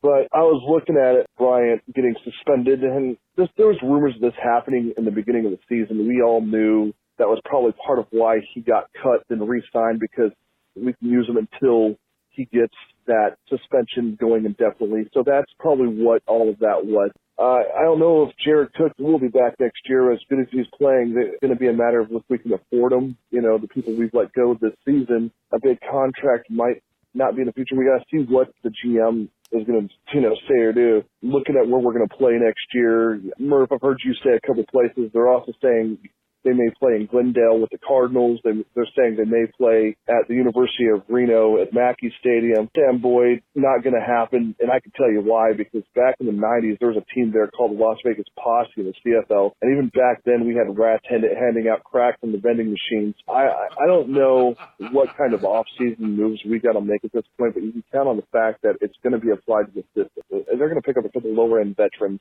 and try to build us through the draft. And we've got enough draft picks to draft the entire Alabama football team. Christmas. Thank you for everything you guys do and putting out this enjoyable fan podcast. And you've really kind of made my days a lot better between, this and Mosh with you, with Mikey.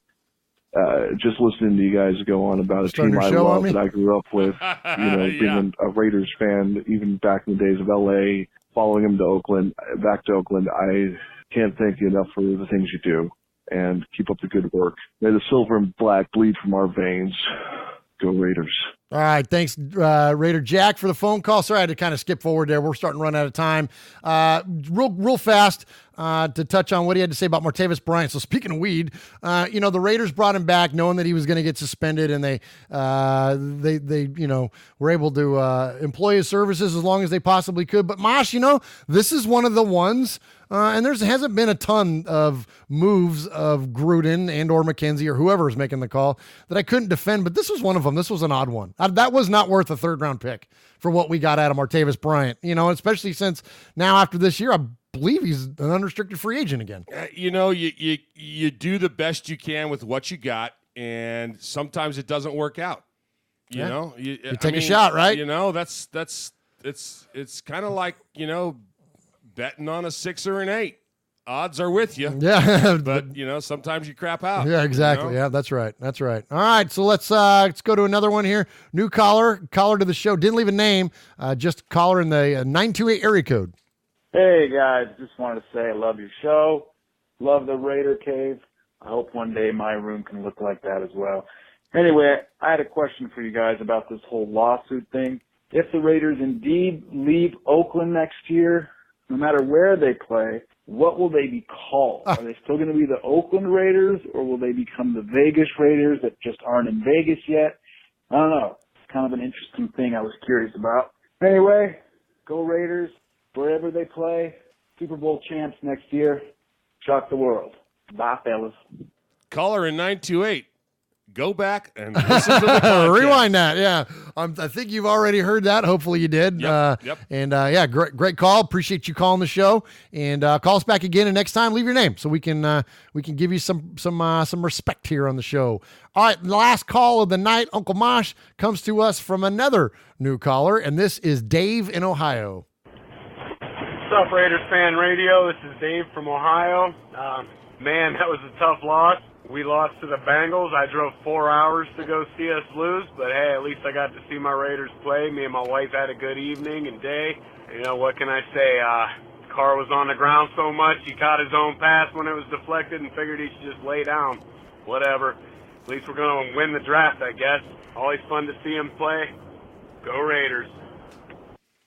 All right, appreciate the phone call, Dave from Ohio. Sorry you had to witness what you did, but yes, anytime you get to spend a day at the park and at the stadium and get to spend it with Raider Nation, it's a good day. We heard, firsthand from Kevin this week about the fun and the representation of Raider Nation, and that's always a good thing. Raider Nation always shows up regardless of how well the team does. Sizzler. Sizzler. Sizzler. Sizzler. Sizzler. Sizzler. Sizzler. All right, so something that'll never happen on this show is we'll never get a call in from somebody like Wilson's old partner making amends for their bad attitudes and their issues that they've had, or Stephen A. Smith even calling the show. And he would obviously get timed out by Google because the man can't formulate a good argument or, just come up with anything intelligible to say. But somebody that can is me. So, I'm going to prove that I'm the bigger man here, and I'm going to go ahead. I'm going to give the Sizzler to Kevin. Even though nice. Kevin, thank you. Even though Kevin sat in my chair, and I never signed the waiver. No, but just to show that it's okay. It's okay. Q-Dog's not coming looking for him. It's okay. But I am going to say that Kevin had a couple of great calls. And when you call in, when it's a sizzler It is. I mean, there were some great calls. We had some folks calling people gas bags. We had gag me with a spoon. We had put on his keister. We had some great stuff. We had a guy call from a forklift. Somebody in the chat claimed that he's probably on the YouTube knocking over in an aisle of something, you know. But you know, even Raider Jack with his "May we bleed silver and black." You know, Yeah. I mean, there was some good calls.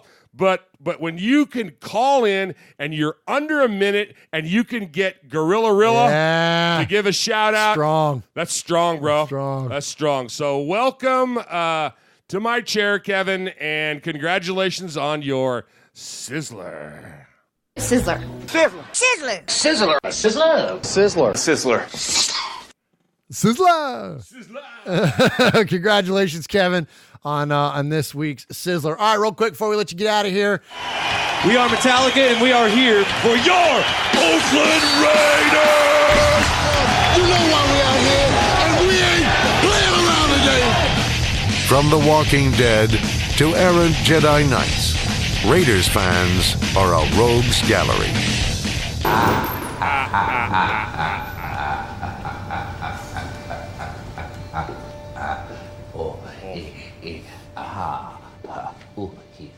What kind of a show would it be if we don't hear from Metallica?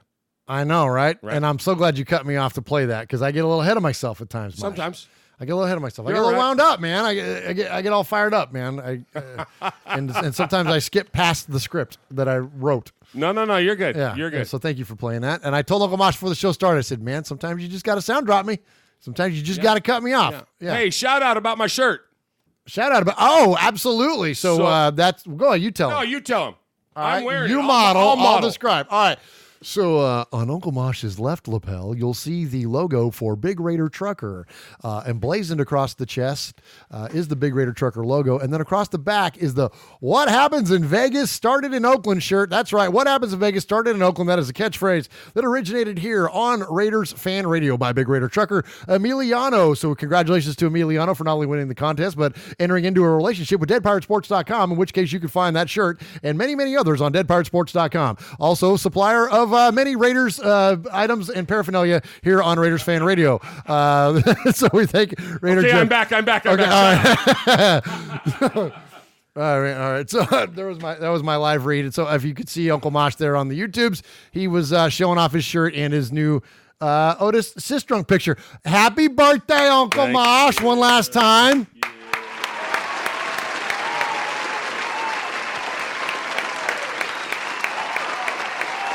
That's right. Happy birthday. To celebrate, we got you Otis Sistrunk, number 60 autograph picture, and we got you 60 donuts downstairs. Hey, so one of the guys on the Sean says, Mosh, every time you pop on screen, it says Kevin the Raider Nerd in the bottom left. Oh, no. Looks like Murph's trying to replace you. First, the chair. Crap. Secondly, your name. Oh, no, I forgot to switch that. Oh, do I need to go back? Speaking of switch and... Oh, no. Sizzler. There it is. Sizzler. Sizzler. Sizzler. Sizzler. My question is, why didn't Q get that? Oh, why did somebody didn't notice that until just now we're getting ready to sign off? Yeah. Oh, well, I just fixed it, but it's probably way too little too late. Sorry about that, Mosh. That's all right. I don't mind. My bad. I don't mind. Yeah. There's just one more shot. You give me a signed autograph picture of Otis Sistrunk, and then you call me Kevin the Raider Nerd the whole time. Gosh, Mosh, I'm sorry. I feel terrible. Joseph Morales says, LOL, busted. Oh, man, my bad. This is why we need a producer. This is why we need a producer. I say it all the time. We need a producer because I'm literally trying to do 800 things at once. And one of the things that I can't do a good enough job of is keeping up with the chat. So I try to read it as much as I can. And I apologize that I can't really respond to it in their typing. I try to at least address topics as we read through them, but thank you for joining us. Raider Homer, Mr. Raider, Sean Quinn, Joseph Morales, Aaron the Q-Dog Raider, Chris Potts, I see in there, Bobby Wasabi. I can't scroll up to see everybody. Art Rodriguez is in there. Vladimir is in there. And so thank you so much, guys, for jumping in and joining us here on Raiders Fan Radio, as always. So real quick, though, before we let you go, I did want to give give a quick draft update. So as of right now, Uncle Mosh, we're drafting second in the standings behind the Arizona Cardinals. So we are definitely in the Nick Bosa running, or at least in the position to at least draft back. So we're drafting second as of right now with the Raiders loss and the Niners winning. All right. So before we go, best way to support the show is like and subscribe. Oh yeah, like and subscribe. Yeah, so like if you're watching us now on the YouTube. No, you were giving me the push the sound cue look. And I was like, I'm sorry. Oh my God, what did I do wrong? No, I was throwing it to you. Oh, yeah. So like and subscribe to the show. You can find us youtube.com/Murph's Fan Cave. That's MURFS Fan Cave. Please subscribe to Raiders Fan Radio on YouTube. That is the best way as of right now to support our little show here. We have become big fans of the live stream, mainly due to the interaction that we're able to have with you. And so please subscribe to us if you don't. You can also find this as an audio-only podcast on every podcast service. That is Apple Podcast, that is Stitcher, that is Google Play, that is Spotify, that is iHeartRadio, that is anywhere you can find a podcast. Just search for Murph's Fan Cave. There is also an Android app you can find us on. You can go to the Google Play Store and you can search Murph's Fan Cave and find the Android app, and that gets you this show, that gets you Mondays with Mikey and Murph, and that gets you the Fan Club Blitz with Splatterhead, Tom, and Fitz, and sometimes Chris Potts. Yeah, man. And so like, did I miss anything? No, man. And you know, and I just got to say this. If you're listening and you get a chance, how do they find out? How do people know when we're going to be on so that people can join the chat? Because the chat has had a blast tonight. And the chat has been rocking it, and they have fun every week. And it really is a good time. It's a good way for Raider Nation to connect. So how do they know when to be on for the chat? So we try to go on live on Wednesdays at 8 p.m. Eastern time on youtube.com/Murph's Fan Cave. Now, we, depending on our work schedules and whatnot, sometimes we're a little earlier, sometimes we're a little later, but relatively in that range. The best way is that there's a bell on YouTube. When you subscribe, there's a little bell next to subscribe. Click that bell, and then what that'll do is that'll shoot you a notification when we go live. Gotcha. And then you'll always know when we are live here with Raiders Fan Radio. So like all the folks that joined us for the Good Morning Raider Nation, the coffee we had with Kevin the Raider Nerd, that's how they knew. They have that bell activated, so as soon as we go live, boom, you get a notification sent to your phone. Yep. Awesome. Absolutely. So we got one last comment about Stephen A. Smith. I just want to go out saying this. That's all I got, bro.